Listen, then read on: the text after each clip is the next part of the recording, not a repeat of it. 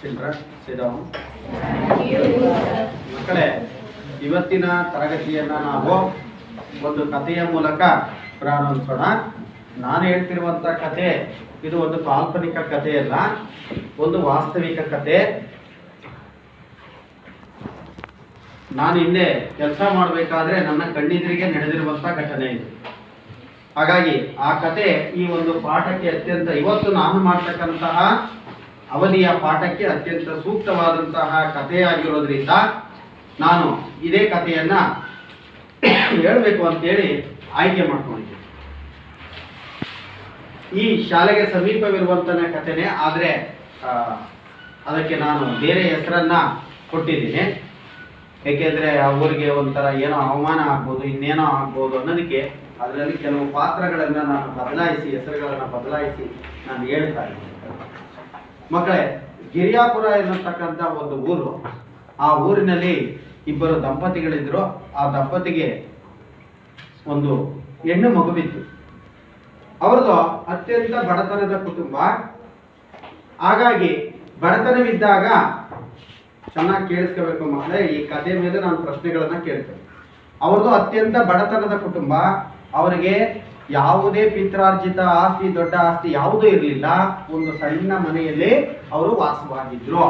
ಹಾಗಾಗಿ ಹೊಟ್ಟೆಪಾಡಿಗಾಗಿ, ಕುಟುಂಬದ ನಿರ್ವಹಣೆಗಾಗಿ ಅವರು ಕೂಲಿಯನ್ನ ಮಾಡಬೇಕಾಗಿತ್ತು. ಈ ಮಗಳ ಚಿಕ್ಕವಳಾಗಿದ್ದರಿಂದ ಸ್ಕೂಲಿಗೆ ಹೋಗ್ತಾ ಇದ್ರು. ನಂತರ ಎತ್ತರ ಬೆಳೆದ ಮೇಲೆ ಆಕೆ 7ನೇ ತರಗತಿ ಪಾಸ್ ಆದ್ಮೇಲೆ ನಂತರ ಆಕಿನೂ ಕೂಡ ಕೂಲಿಗೆ ಕರ್ಕೊಂಡು ಹೋಗ್ತಾರೆ. ಯಾಕೆ ಅಂದ್ರೆ ಗೊತ್ತಿದೆ ನಿಮಗೆ, ಕೂಲಿ ಮಾಡಿದ್ರೆ ಪ್ರತಿನಿತ್ಯ ಕೂಲಿ ಮಾಡ್ಬೇಕು, ಅವತ್ತಿನ ಹೊಟ್ಟೆ ಅಷ್ಟೇ ತುಂಬಿಸ್ಕೋಬೇಕು. ಕೂಲಿ ಮಾಡಿ ಆ ದುಡ್ಡಿನ ಹಣದಿಂದ ನಾವು ಏನೋ ದೊಡ್ಡದೇನೋ ಖರೀದಿ ಮಾಡ್ತೀವಿ, ಏನೋ ಮನೆ ಕಟ್ತೀವಿ ಅಂದ್ರೆ ಸಾಧ್ಯ ಇಲ್ಲ. ಕೂಲಿಯಿಂದ ಏನ್ ಮಾಡ್ಬೋದು, ಅವತ್ತಿನ ಊಟವನ್ನ ಮಾತ್ರ ಮಾಡ್ಬೋದು ಅಷ್ಟೇ. ಅದು ಬಿಟ್ಟು ಅದರಿಂದ ಯಾವುದೇ ಸಂಪಾದನೆ, ದೊಡ್ಡ ಆಸ್ತಿ, ಬಂಡವಾಳವನ್ನ ಮಾಡ್ಲಿಕ್ಕೆ ಸಾಧ್ಯವಿಲ್ಲ. ಅದು ಹಳ್ಳಿಯಲ್ಲಿ ಕೂಲಿ ಮಾಡೋದು ಅಂದ್ರೆ ನಮ್ಮ ಜೀವನ ಸಾಯೋ ತನಕ ಕೂಲಿ ಮಾಡಿದ್ರು ಕೂಡ ಏನನ್ನೂ ಸಾಧನೆ ಮಾಡ್ಲಿಕ್ಕೆ ಆಗೋದಿಲ್ಲ. ದೊಡ್ಡ ಬಂಡವಾಳವನ್ನ ಸಂಗ್ರಹ ಮಾಡ್ಲಿಕ್ಕೂ ಕೂಡ ಸಾಧ್ಯ ಇಲ್ಲ. ಯಾವುದೇ ಆಸ್ಪತ್ರೆಗೆ ಕಾಯಿಲೆಗಳು ಬಂದ್ರು ತೋರಿಸ್ಕೊಳ್ಳಕ್ಕೆ ಸಾಧ್ಯ ಇಲ್ಲ. ಈಗ ಏನಾಗ್ತಿರುತ್ತೆ, ಅವ್ರಿಗಿದ್ದಂತ ಆ ಮಗಳು, ಆ ಹೆಣ್ಣು ಮಗಳು ಶ್ವೇತಾ ಅಂತೇಳಿ, ಅವಳು ಬಹಳ ಬುದ್ಧಿವಂತೆ. ಬಡತನದಲ್ಲಿ ಹುಟ್ಟಿದ್ರು ಕೂಡ ಆಕೆಗೆ ಶಾಲೆ ಅಂದ್ರೆ, ಓದು ಅಂದ್ರೆ, ವಿದ್ಯಾಭ್ಯಾಸ ಅಂದ್ರೆ ತುಂಬಾ ಆಸಕ್ತಿ. ಅಂದ್ರೆ ಇಡೀ ಶಾಲೆಯ ಅತ್ಯಂತ ಪ್ರತಿಭಾನ್ವಿತ ವಿದ್ಯಾರ್ಥಿ ಆಕೆ. ಬಹಳ ಚೆನ್ನಾಗಿ ಬರೆಯೋದು, ಏನೇ ಟೀಚರ್ ಪಾಠ ಮಾಡಿದ್ರು ತಕ್ಷಣಕ್ಕೆ ಉತ್ತರ ಕೊಡೋದು, ಇದರಲ್ಲಿ ಆಸಕ್ತಿ ಅವಳಿಗೆ. ಆದ್ರೆ ಏನಾಗ್ತದೆ, ಹೈಸ್ಕೂಲಿಗೆ ಬಂದ್ಮೇಲೆ ಅವಳು ದೊಡ್ಡವಳಾಗಿರೋ ಕಾರಣ ಆಕೆನ ಕೂಲಿ ಕರ್ಕೊಂಡು ಹೋದ್ರೆ ಒಂದಿಷ್ಟು ದುಡ್ಡು ಬರುತ್ತೆ ಅಂತ ಅವ್ರ ತಂದೆ ತಾಯಿ. ಅವ್ರ ತಂದೆನೂ ಒಂದ್ ಸ್ವಲ್ಪ ಏನು ಅಂದ್ರೆ ಗೊತ್ತಿದೆಯಲ್ಲ, ಬಡತನದಲ್ಲೇ ಕುಡುಕರು ಜಾಸ್ತಿ. ಅವ್ರು ದುಡ್ದಂತ ದುಡಿಮೆಯ ಹಣವನ್ನ ಸಂಜೆ ತಗೊಂಡೋಗಿ ಅವರು ಕುಡಿತಕ್ಕೆ, ಜೂಜುಗಳಿಗೆ ಕಳೆಯೋದು ಉಂಟು. ಹೀಗೆ ಅವ್ರ ತಂದೆ ಈ ಕೆಟ್ಟ ಹವ್ಯಾಸಗಳನ್ನು ಕೂಡ ಮಾಡ್ತಾ ಇರ್ತಾರೆ. ಹಾಗಾಗಿ ಆ ತಾಯಿನೇ ಕುಟುಂಬದ ನಿರ್ವಹಣೆ ಮಾಡಬೇಕಾಗ್ತಿರುತ್ತೆ. ಆ ಸಂಕಷ್ಟದ ಮಧ್ಯೆ ಅವಳಿಗೆ ಶಾಲೆಗೆ ಬರ್ತಾ ಇರ್ತಾಳೆ. ಬರಬೇಕಾದ್ರೆ ಆಗಾಗ್ಗೆ ಮಧ್ಯೆ ತಪ್ಪಿಸ್ತಾ ಇರ್ತಾಳೆ. ಅದು ಅವರ ತರಗತಿಯ ಶಿಕ್ಷಕರಿಗೆ ಗೊತ್ತಾಗುತ್ತೆ. ಹಾಗೆ ಒಂದು ಸಾರಿ ತರಗತಿಯ ಶಿಕ್ಷಕರ ಹತ್ರ, ಅಂದ್ರೆ ನನ್ನ ಹತ್ರನ ಹೇಳ್ಕೊಳ್ತಾಳೆ, ನಮಗೆಲ್ಲ ಈ ಕಷ್ಟ ಇದೆ ಸರ್, ಈ ಪ್ರಾಜೆಕ್ಟ್ ವರ್ಕ್ ಬರೆಯೋದಿರ್ಬೋದು, ಎಕ್ಸಸೈಸ್ಗಳಿರ್ಬೋದು, ಅವೆಲ್ಲ ಮನೆಯಲ್ಲಿ ಕೊಡಿಸ್ತಾ ಇರಲ್ಲ, ಪೆನ್ನುಗಳಿರ್ಬೋದು ಇತ್ಯಾದಿ. ಆ ಸಮಸ್ಯೆಯಿಂದ ಬಳಲ್ತಾ ಇದ್ರು. ಆಕೆ ತೋರಿಸ್ಕೊಂಡಿಲ್ಲ, ಯಾರ ಹತ್ರನೂ ಕೇಳಿಲ್ಲ. ನಾವೇ ಅವಳ ಮುಖವನ್ನು ನೋಡಿದಾಗ, ಚೆನ್ನಾಗಿ ಓದಿದಾಗ, ನಾವು ಆಕೆ ಹತ್ತಿರ ಸಮೀಪ ಹೋದಾಗ ನಮಗೆ ಗೊತ್ತಾಗುತ್ತೆ, ಎಷ್ಟು ಚೆನ್ನಾಗಿ ಓದ್ತಿದ್ದಾಳೆ ಈ ವಿದ್ಯಾರ್ಥಿಗೆ, ಕೊರತೆ ಇದೆ, ಏನೋ ಸಮಸ್ಯೆ ಇದೆ ಕ್ರಮ ಅಂತ ಕೇಳಿದಾಗ, ಇಲ್ಲ ಸರ್ ನಮ್ಮ ಮನೇಲಿ ಇವನ್ನೆಲ್ಲ ಕೊಡಿಸಲ್ಲ, ಬಡತನ ಇದೆ ಅಂತ ಹೇಳಿದ್ಲು. ಅವಳು ಬೇರೆ ಸಮಸ್ಯೆ ಹೇಳ್ಕೊಂಡಿಲ್ಲ. ಆಗ ನಾವೇ ಅವನ್ನೆಲ್ಲ ಕೊಡಿಸ್ತೀವಿ, ಕೊಡಮ್ಮ ಚೆನ್ನಾಗಿ ಓದು, ನೀನು ಪೇನ್ ಬೇಕೋ, ಪುಸ್ತಕ ಬೇಕೋ, ಏನ್ ಬೇಕೋ ಕೇಳೋ ಕೊಡಿಸ್ತೀವಿ ಅಂತ. ಹೀಗೆ ಪ್ರತಿನಿತ್ಯ ಶಾಲೆಗೆ ಬಂದು ಒಂದು ವಾರ ಶಾಲೆಗೆ ಬರಲಿಲ್ಲ ಒಂದು ಸಾರಿ. ಆವಾಗ ಆ ವಿದ್ಯಾರ್ಥಿಯ ಸಹಪಾಠಿಗಳನ್ನ ಕೇಳಿದಾಗ ಆ ಸಹಪಾಠಿಗಳು ಏನ್ ಹೇಳಿದ್ರು, ಅವ್ರ ಮನೆಯಲ್ಲಿ ಬಿಡಿಸಿದಾರೆ ಸರ್, ಕೂಲಿ ಕೆಲಸಕ್ಕೆ ಕರ್ಕೊಂಡು ಹೋಗ್ತಿದ್ದಾರೆ ಸರ್ ಅಂತ. ಸರಿ, ಆಕೆಗೆ ಸ್ನೇಹಿತರ ಹತ್ರ ಹೇಳಿ ಕಳಿಸಿದಾಗ, ಆ ಸ್ನೇಹಿತರು ಹೋಗಿ ನಾಳೆ ಕ್ಲಾಸಿಗೆ ಬರ್ಬೇಕಂತೆ ಟೀಚರ್ ಹೇಳಿದ್ರು ಅಂತ ಹೇಳಿದಾಗ ಆಕೆ ತಿರ್ಗಾ ದಿನ ಶಾಲೆಗೆ ಬಂದ್ರು. ಬರಬೇಕಾದ್ರೆ ಆಕೆ ಮುಖದಲ್ಲಿ ದುಃಖ ಇತ್ತು, ಆಕೆಯ ಕಣ್ಣಿನಲ್ಲಿ ನೋವಿತ್ತು. ಅದನ್ನ ನಾನು ಬೇಗ ಅರ್ಥ ಮಾಡ್ಕೊಂಡ್ವಿ. ಆಗ ಮಾಡ್ಕೊಂಡಾಗ ಯಾಕೆ ಹೀಗೆ ಅಂತ ಕೇಳಿದಾಗ ಆಕೆ ಆದ್ರೂ ಬಾಯ್ ಬಿಡ್ಲಿಲ್ಲ. ನೋಡಿ, ನನ್ನ ಮರ್ಯಾದೆ ಹೋಗ್ಬಿಡ್ತದೆ, ನಮ್ಮ ಕುಟುಂಬದ ಮರ್ಯಾದೆ ಹೋಗುತ್ತೆ, ಅಥವಾ ನನ್ನಿಂದ ಅವ್ರ ತಂದೆ ತಾಯಿ ಮೇಲೆ ಭಯ, ಅದೇ ಹೇಳ್ಬಿಟ್ರೆ ಮತ್ತೆ ಪನಿಷ್ಮೆಂಟ್ ಕೊಡ್ಬೋದು ಅಂತ. ಆ ದಿನ ಏನಾಗುತ್ತೆ, ಆ ದಿನ ಮತ್ತೆ ಮನೆಗೆ ಹೋಗ್ತಾಳೆ. ತಿರ್ಗಾ ದಿನ ಇವತ್ತು ಯಾಕೆ ಶಾಲೆಗೆ ಹೋಗಿದ್ದೆ ಅಂತೇಳಿ ಅವಳನ್ನ ಸಂಪೂರ್ಣ ರಾತ್ರಿ ಹೊರಗೆ ಕಳ್ತಾರೆ. ಮನೆಯಲ್ಲಿ ಕದ ಹಾಕೊಂಡು ಮಲಗ್ತಾರೆ. ನೀನು ಕೂಲಿ ಕೆಲಸಕ್ಕೆ ಹೋಗು ಅಂದ್ರೆ ನೀನು ಯಾಕೆ ಸ್ಕೂಲ್ಗೆ ಹೋಗಿದ್ದೆ ಅಂತೇಳಿ ಅವತ್ತಿನ ದಿನ ಆಕೆಯನ್ನ ಹೊರ ತಳ್ತಾರೆ. ಆದರೂ ಹೊರಗೆ ಕಾಲ ಕಳೆದು ಮತ್ತೆ ಮರುದಿನ ಶಾಲೆಗೆ ಬರ್ತಾಳೆ. ಮತ್ತೆ ಬಂದಿದ್ದಕ್ಕೆ ಶಾಲೆಗೆ ಇವತ್ತು ಬೇಡ ಅಂದ್ರೂ ಹೋಗಿದೆಯಾ, ಹೊರಗೆ ಹಾಕಿದ್ರು ನೀನು ಹೋಗಿದೀಯಾ ಅಂತ ತಿರ್ಗಾ ದಿನ ಇನ್ನೊಂದು ದಿನ ಹೋದಾಗ ಆಕೆಯ ಬ್ಯಾಗಿಗೆ ಬೆಂಕಿಯನ್ನ ಹಚ್ಚಿ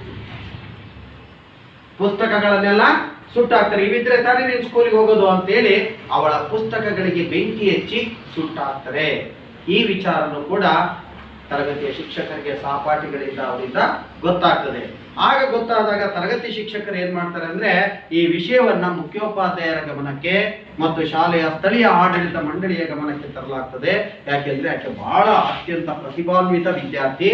ನಾವು ಹೇಳಿದ್ವಿ ಆಕೆಗೆ ಮೋಟಿವೇಶನ್ ಮಾಡಿದ್ವಿ, ಏನಂತ ನೀನು ಓದಿದ್ರೆ ಮುಂದೆ ಒಂದು ಸರ್ಕಾರಿ ಉದ್ಯೋಗ ಪಡ್ಕೊಳ್ತೀಯಾ, ನೀನು ಬಹಳ ಮುಂದೆ ಉನ್ನತ ಸ್ಥಾನಕ್ಕೆ ಇರ್ತೀಯಾ, ಹಾಗಾಗಿ ಈ ಶಾಲೆಯನ್ನ ಬಿಡಬೇಡ ಅಂತೇಳಿ. ಆಕೆಗೂ ಕೂಡ ಓದಿನಲ್ಲಿ ಅಷ್ಟೇ ಆಸಕ್ತಿ, ತುಂಬಾ ಆಸಕ್ತಿ.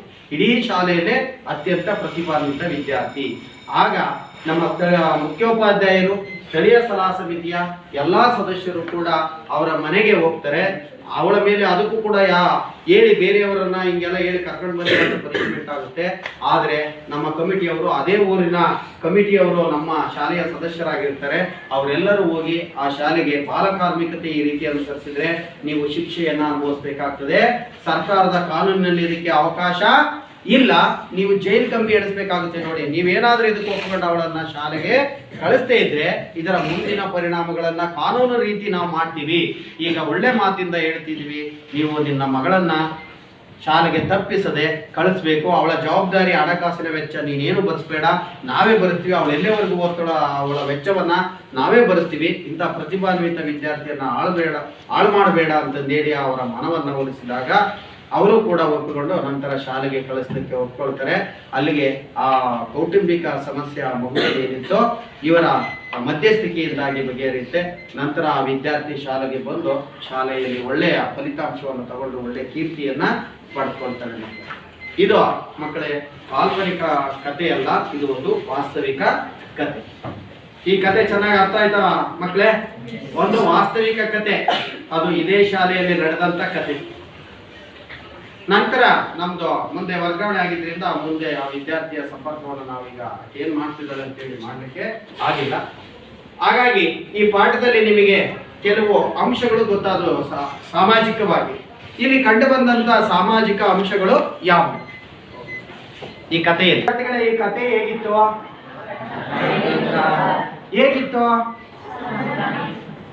ಈ ಕತೆ ತುಂಬಾ ಮನ ಹಿಡಿಯುವಂತೆ ಇತ್ತು, ಮನಸ್ಸಿಗೆ ನೋವು ಆಗುವಂತೆ ಇತ್ತು. ಹೌದು, ವೆರಿ ಗುಡ್. ಇಲ್ಲಿ ಈ ಮಗು ಅರ್ಜುನ ಶಾಲೆಯನ್ನ ತಪ್ಪಿಸ್ಕೊಳ್ಳಿಕ್ಕೆ ಏನ್ ಕಾರಣಪ್ಪ? ಅವ್ರ ಮನೆಯಲ್ಲಿದ್ದಂತ ಬಡತನ ಮತ್ತು ಕೂಲಿಗ. ಈ ರೀತಿ ಕೂಲಿ ಮಾಡ್ಲಿಕ್ಕೆ ಚಿಕ್ಕ ವಯಸ್ಸಿನಲ್ಲೇ ಮಕ್ಕಳು ಹೋದ್ರೆ ಅದನ್ನ ಏನಂತ ಕರಿತೀವಿ ನಾವು?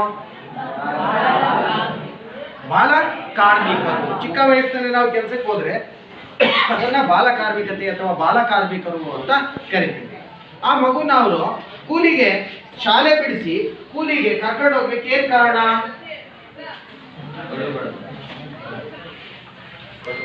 ಕಡು ಬಡತನ. ಅವ್ರ ಮನೆಯಲ್ಲಿ ಯಾವುದೇ ಆಸ್ತಿ ಇತ್ಯಾದಿ ಹೊಂದಿರಲಿಲ್ಲ, ಕೂಲಿಯ ಮೂಲಕನೇ ಜೀವನ ಸಾಗಿಸಬೇಕಾಗಿತ್ತು. ಅವ್ರಿಬ್ಬರ ದುಡಿಮೆ ಕುಟುಂಬಕ್ಕೆ ಸಾಕಾಗ್ತಿರ್ಲಿಲ್ಲ.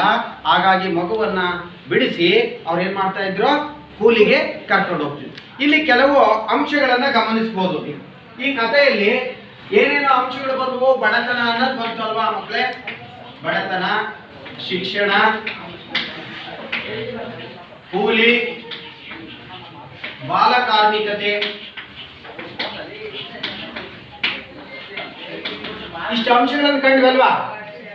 ಹೀಗೆ ಸಮಾಜದಲ್ಲಿ ಇನ್ನೂ ಅನೇಕ ಸಮಸ್ಯೆಗಳು ಕಂಡು ಬರ್ತವೆ. ಇವುಗಳನ್ನೇ ನಾವು ಸಾಮಾಜಿಕ ಸವಾಲುಗಳು ಅಥವಾ ಸಮಸ್ಯೆಗಳು ಅಂತ ಕರಿತೀವಿ. ಇವು ಪ್ರತಿಯೊಂದು ಸಮಾಜದಲ್ಲೂ ಕಂಡು ಬರ್ತವೆ, ಎಲ್ಲಾ ದೇಶದಲ್ಲೂ ಕಂಡು ಬರ್ತವೆ, ಎಲ್ಲ ಹಳ್ಳಿಯಲ್ಲೂ ಕಂಡು ಬರ್ತವೆ, ನಗರ ಮತ್ತು ಪಟ್ಟಣಗಳಲ್ಲಿ ಕಂಡು ಬರ್ತವೆ. ಮಕ್ಕಳೇ, ಇಂದಿನ ಅವಧಿಯಲ್ಲಿ ನಾವು ಸಮಾಜಶಾಸ್ತ್ರದಲ್ಲಿ ನಿಮಗೆ ಒಂದು ಅಧ್ಯಾಯ ಇದೆ, ಸಾಮಾಜಿಕ ಸವಾಲುಗಳು ಅನ್ನುವಂತ ವಿಷಯದ ಬಗ್ಗೆ ಇಂದಿನ ತರಗತಿಯಲ್ಲಿ ನಾವು ಅಧ್ಯಯನವನ್ನ ಮಾಡೋಣ. ಸಾಮಾಜಿಕ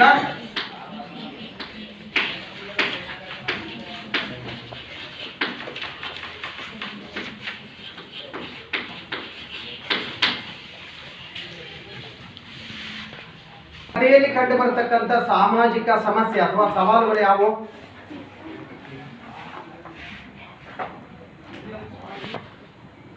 ಕೈ ಎತ್ತಿ ಮಕ್ಕಳೇ. ತನುಜ ಹೇಳಮ್ಮ. ಬಡತನ, ಅನಕ್ಷರತೆ, ಕೂಲಿ, ಬಾಲಕಾರ್ಮಿಕತೆ ಅಂತಾಗ್ತದೆ ಸರ್. ಈ ಕಥೆಯಲ್ಲಿ ಕಂಡು ಬರ್ತಕ್ಕಂಥ ಸಾಮಾಜಿಕ ಸವಾಲುಗಳು, ಈ ಕಥೆಯಲ್ಲಿ ನಾವು ನೋಡಿರುವಂತ ಸಾಮಾಜಿಕ ಸವಾಲು. ಈ ಒಂದು ಕಥೆ ಹೇಳಿದ್ರೆ ಈ ಚಿಕ್ಕ ಕಥೆಯಲ್ಲಿ ನಾವು ಗುರುತಿಸಿರುವಂತ ಸಾಮಾಜಿಕ ಸವಾಲುಗಳು ಯಾವುವು ಅಂದ್ರೆ ಅವು. ಅದರ ಜೊತೆಗೆ ಇಂದು ಪ್ರಸ್ತುತ ಸಮಾಜವು ಇನ್ನೂ ಅನೇಕ ಸಮಸ್ಯೆಗಳನ್ನ ಎದುರಿಸ್ತಾ ಇದೆ. ಹಾಗಾದ್ರೆ ಆ ಸಮಸ್ಯೆಗಳು ಯಾವುವು? ಈ ಸಮಸ್ಯೆಗಳಲ್ಲದೆ ಇದೇ ರೀತಿ ಸಮಾಜದಲ್ಲಿ ಇನ್ನೂ ಯಾವ್ಯಾವ ಸಮಸ್ಯೆಗಳನ್ನ ಎದುರಿಸ್ತಿದ್ದೀವಿ? ಸಾಮಾಜಿಕ ಸಮಸ್ಯೆಗಳು. ನಾನು ಕೇಳ್ತಿರೋದು ರಾಜಕೀಯ ಸಮಸ್ಯೆಗಳಲ್ಲ, ಬೇರೆ ಸಮಸ್ಯೆಗಳಲ್ಲ, ಸಾಮಾಜಿಕ ಸಮಸ್ಯೆಗಳು. ಕೈ ಎತ್ತಿ. ಒಬ್ಬೊಬ್ರು ಒಂದೊಂದ ಹೇಳ್ತಾ ಹೋಗಿ ಉತ್ತರ. ಯಾರೊಬ್ರು ಬರೀತೀರಿ? ತನುಜ ಬರೀ ಬಾ. ಅವ್ರು ಹೇಳ್ತಕ್ಕಂಥ ಒಬ್ಬೊಬ್ರು ಒಂದೊಂದು ನೆನಪು ಮಾಡ್ಕೊಂಡು ಹೇಳ್ತಾ ಹೋಗ್ರಿ. ಈ ಕಥೆಯಲ್ಲಿ ಹೇಳಿದಂತ 4 ಸಮಸ್ಯೆಗಳನ್ನು ಬರೀ. ಈಗ ಹೇಳಿದ್ರಲ್ಲ ಅವರು, ಬಡತನ, ನಂಬರ್ ಬಡತನ, ಅನಕ್ಷರತೆ,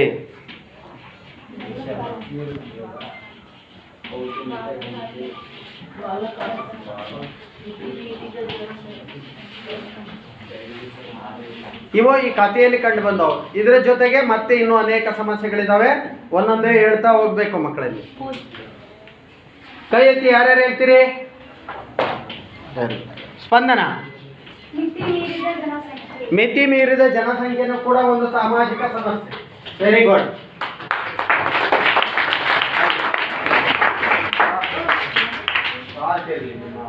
ಚಪ್ಪಾಳೆ. ಮತ್ತೆ ಬರೀ ಪಲ್ಲವಿ. ವರದಕ್ಷಿಣೆ. Very good. ಅದು ಕೂಡ ಒಂದು ಸಾಮಾಜಿಕ ಸಮಸ್ಯೆ. ವರದಕ್ಷಿಣೆ. ಮತ್ತೆ ಮಹಿಳೆಯರ ಶೋಷಣೆ. ಮಹಿಳೆಯರ ಶೋಷಣೆ. Very good.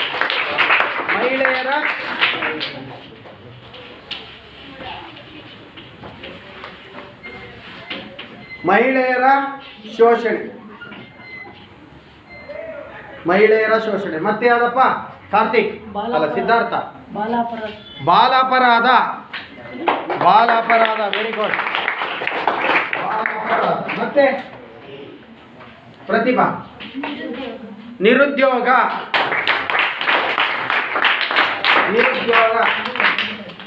ಮತ್ತೆ ಅಲ್ಲ ಬಕ್ಷಿ. ಭ್ರಷ್ಟಾಚಾರ. ಸಾಮಾಜಿಕ ಸಮಸ್ಯೆ, ಅದು ರಾಜಕೀಯ ಸಮಸ್ಯೆ. ಮತ್ತೆ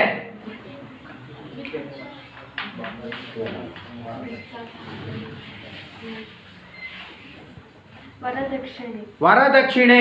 ಅದು ಕೂಡ ಬರ್ದಿದೆಯಲ್ಲ, ವರದಕ್ಷಿಣೆ ಬರ್ದಿದೆ. ಮತ್ತೆ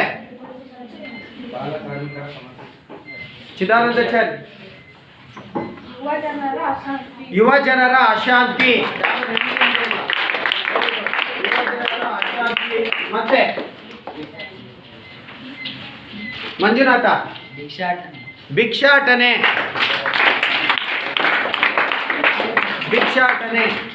ವೆರಿ ಗುಡ್. ಮತ್ತೆ ಯಾವ ಸಮಸ್ಯೆ? ಭರತ್. ಬಾಲಕಾರ್ಮಿಕರ ಸಮಸ್ಯೆ ಆಗಿದೆ, ಹೇಳಿದ್ದಾರೆ. ಬಾಲಕಾರ್ಮಿಕತೆ. ಮತ್ತೆ ಇನ್ನೂ ಇದಾವ.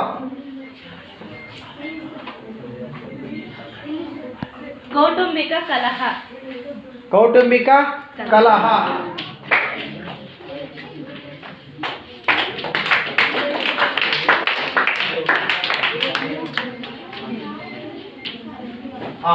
Very good. ಇನ್ನೂ ಹಲವಾರು ಸಮಸ್ಯೆಗಳಿದಾವೆ ನಮ್ಮ ಸಮಾಜದಲ್ಲಿ. ಇನ್ನೂ ಹಲವಾರು ಸಮಸ್ಯೆಗಳು ಇಲ್ಲಿ ಕಂಡು ಬರ್ತವೆ. ಇವುಗಳನ್ನ ಸಾಮಾಜಿಕ ಸವಾಲುಗಳು ಅಂತ ಹೇಳಿ ಕರಿತೀವಿ ನಾವು. ಭ್ರಷ್ಟಾಚಾರ ಅದು ಒಂದು ರಾಜಕೀಯ ಸಮಸ್ಯೆ, ಬಟ್ ಆದ್ರೂ ಕೂಡ ಅದನ್ನ ಸಾಮಾಜಿಕ ಸವಾಲು ಅಂತ ಹೇಳ್ಬೋದು. ಮಿತಿ ಮೀರಿದ ಜನಸಂಖ್ಯೆ, ಬಡತನ, ನಿರುದ್ಯೋಗ, ಭಿಕ್ಷಾಟನೆ, ಅವರಲ್ವಾ, ಕೌಟುಂಬಿಕ ಕಲಹಗಳು, ಇವೆಲ್ಲ ಮತ್ತೆ ಮಹಿಳೆಯರ ಕಿರುಕುಳ, ವರದಕ್ಷಿಣೆ, ಮಹಿಳೆಯರ ಕಿರುಕುಳ ಬರ್ದಾರ? ಮಹಿಳೆಯರ ಶೋಷಣೆ, ಕಿರುಕುಳ ಎರಡು ಒಂದೇ. ಕಿರುಕುಳ ಇವೆಲ್ಲವನ್ನು ನಾವು ಏನಂತ ಕರಿತೀವಿ? ಇವು ಸಾಮಾಜಿಕ ಸಮಸ್ಯೆಗಳು. ಸಾಮಾಜಿಕ ಪಟ್ಟಿ ಬರ್ಕೊಳ್ಳಿ ಮಕ್ಕಳೇ. ಸಾಮಾಜಿಕ ಸಮಸ್ಯೆಗಳು. ಈ ಸಾಮಾಜಿಕ ಸಮಸ್ಯೆಗಳು ಏನಿದಾವೆ ಇವುಗಳನ್ನ ನಾವು ನಕಾರಾತ್ಮಕ ದೃಷ್ಟಿಯಿಂದ ನೋಡೋದಕ್ಕೆ ಬದಲಾಗಿ ಇವುಗಳನ್ನ ಧನಾತ್ಮಕ ದೃಷ್ಟಿಯಿಂದ ನೋಡ್ಬೇಕು. ಅಂದ್ರೆ ಈ ಸವಾಲುಗಳನ್ನ ಧನಾತ್ಮಕ ದೃಷ್ಟಿಯಿಂದ ನೋಡ್ಬೇಕು ಅಂದ್ರೆ ಈ ಸಮಸ್ಯೆಗಳನ್ನ ನಮ್ಮ ಸಮಾಜದಿಂದ ಆದಷ್ಟು ಇವುಗಳನ್ನ ತೊಲಗಿಸ್ಲಿಕ್ಕೆ ನಾವು ಪ್ರಯತ್ನವನ್ನ ಮಾಡ್ತೀವಿ. ಈಗ ಮಕ್ಕಳೇ, ಈ ಸಮಸ್ಯೆಗಳಲ್ಲಿ ಒಂದೊಂದೇ ಅದರಲ್ಲಿ ಮೊದಲನೇದಾಗಿ ನಾವು ಬಾಲ ಕಾರ್ಮಿಕತೆ ಅನ್ನೋದೇನಿದೆ ನಿಮ್ಮ ಅಭ್ಯಾಸದಲ್ಲಿ ಮೊದಲನೇ ಪಾಯಿಂಟ್ ಇದು. ಬಾಲ ಕಾರ್ಮಿಕತೆಯಿಂದ ಪ್ರಾರಂಭ ಆಗುತ್ತೆ. ಈ ಮುಂದಿನ ತರಗತಿಯಲ್ಲಿ ಉಳಿದಂತ ಸಾಮಾಜಿಕ ಸವಾಲುಗಳ ಬಗ್ಗೆ ನಾವು ಮುಂದಿನ ತರಗತಿಯಲ್ಲಿ ಅಧ್ಯಯನ ಮಾಡುವಂತೆ ಬಾಲ ಕಾರ್ಮಿಕತೆ, ವರದಕ್ಷಿಣೆ, ಆಮೇಲೆ ಬಡತನ ಇತ್ಯಾದಿ ಅವೆಲ್ಲವನ್ನು ಕೂಡ ನಾವು ಮುಂದಿನ ತರಗತಿಯಲ್ಲಿ ಮುಂದಿನ ಅವಧಿಯಲ್ಲಿ ಅಭ್ಯಾಸವನ್ನ ಮಾಡೋಣ. ಸ್ತ್ರೀಯರ ಮೇಲಿನ ಹಿಂಸಾಚಾರ, ಬಾಲ್ಯ ವಿವಾಹ, ವರದಕ್ಷಿಣೆ ಮತ್ತು ಹೆಣ್ಣು ಭ್ರೂಣ ಹತ್ಯೆ ಇವುಗಳನ್ನೆಲ್ಲ ನೋಡಿ. ಇನ್ನು ಏನಿಲ್ಲ, ಹೆಣ್ಣು ಭ್ರೂಣ ಹತ್ಯೆ ಇದು ಕೂಡ ಸಾಮಾಜಿಕ ಸವಾಲೆ. ಹೆಣ್ಣು ಭ್ರೂಣ ಹತ್ಯೆ,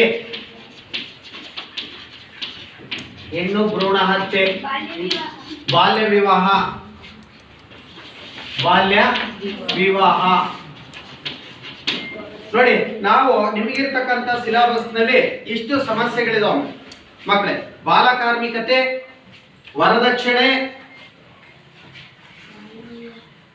ಆಮೇಲೆ ಇದು ಹೆಣ್ಣು ಭ್ರೂಣ ಹತ್ಯೆ, ಇವುಗಳನ್ನ ಸ್ತ್ರೀಯರ ಮೇಲಿನ ಹಿಂಸಾಚಾರ ಇಷ್ಟು ಇದಾವೆ. ಇವತ್ತಿನ ತರಗತಿಯಲ್ಲಿ, ಇಂದಿನ ತರಗತಿಯಲ್ಲಿ ನಾವು ಪ್ರಸ್ತುತ ಬಾಲ ಕಾರ್ಮಿಕತೆ ಅನ್ನೋದೇನಿದೆ ಈ ವಿಷಯದ ಬಗ್ಗೆ ನಾವು ಅಧ್ಯಯನವನ್ನ ಮಾಡೋಣ.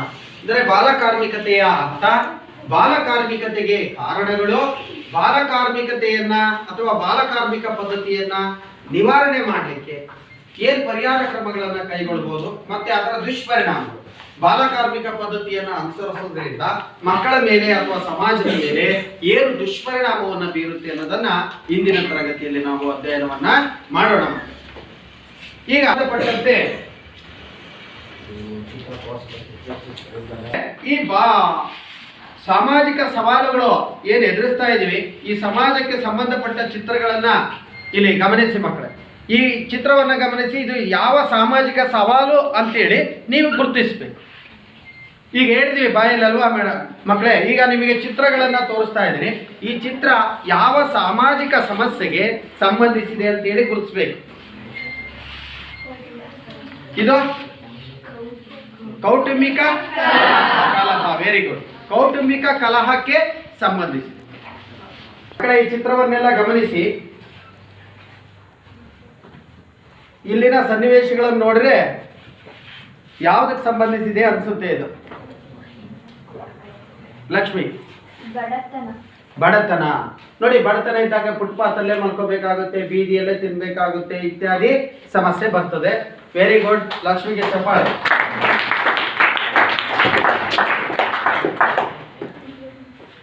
ಇದ್ಯಾವುದು? ಇದು ನೋಡಿ, ಚಿತ್ರವನ್ನ ಗಮನಿಸಿ ಮಕ್ಕಳೇ.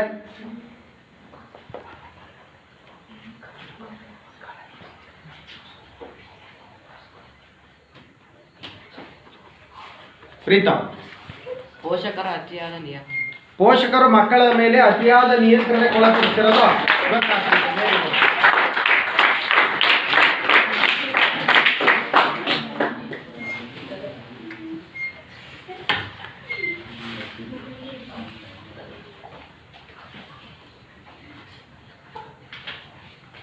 ನೋಡಿ ಮಕ್ಕಳೇ. ಇಲ್ಲೊಂದು ಈ ಚಿತ್ರವನ್ನ ಗಮನಿಸಿ. ಇದರಲ್ಲಿರ್ತಕ್ಕಂಥ ಸನ್ನಿವೇಶ ಏನನ್ನ ತಿಳಿಸುತ್ತೆ?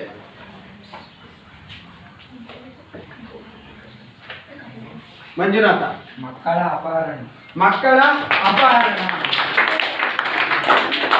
ನೋಡಿ ಮಕ್ಕಳೇ. ಹಾಗೆ ಸುದ್ದಿವಾಹಿನಿಯೊಂದರಲ್ಲಿ ಇಲ್ಲಿ ಚಿತ್ರವನ್ನ ಗಮನಿಸಬಹುದು. 1 ವರ್ಷದ ಮಗುವನ್ನ ಅಪಹರಣ ಮಾಡ್ತಾ ಇದ್ದಾರೆ. ಅದು CCTV ಕ್ಯಾಮರಾದಲ್ಲಿ ಸೆರೆಯಾಗಿದೆ. ಆಸ್ಪತ್ರೆಯಲ್ಲಿ ಇರ್ಬೋದು, ಎಲ್ಲರೂ ಹೆರಿಗೆ ಆದಾಗ ನವಜಾತ ಶಿಶುವನ್ನೇ 1 ವರ್ಷದ ಮಗುವನ್ನ ಕಳ್ಳನೊಬ್ಬ ಕದ್ದು ಒಯ್ತಿರ್ತಕ್ಕಂಥ ದೃಶ್ಯ ಈ ಟಿವಿ CCTV ಕ್ಯಾಮ್ರಾದಲ್ಲಿ, ಅದು ಟಿವಿಯಲ್ಲಿ ಬರ್ತಾ ಇದೆ. ಉದಯವಾಣಿ ಪತ್ರಿಕೆಯಲ್ಲಿ ಮತ್ತು ಟಿವಿಯಲ್ಲಿ ಬಂದಿರತಕ್ಕಂಥದ್ದು ಇದು ನೋಡಿ. ಈ ಮಕ್ಕಳನ್ನ ಕದಿತಕ್ಕಂಥದ್ದು, ಅಪಹರಣ ಮಾಡ್ತಕ್ಕಂಥದ್ದು ಬಾಲಕಾರ್ಮಿಕತೆಗೆ ಕಾರಣ ಆಗಿದೆ ಮಕ್ಕಳೇ. ಹಾಗೆ ಇನ್ನೊಂದು ಸಾಮಾಜಿಕ ಸವಾಲನ್ನ ತೋರಿಸ್ತೀನಿ. ಇದು ಯಾವುದಕ್ಕೆ ಸಂಬಂಧಿಸಿರ್ಬೋದು ನೋಡೋಣ ಮಕ್ಕಳೇ, ಹೇಳಿ.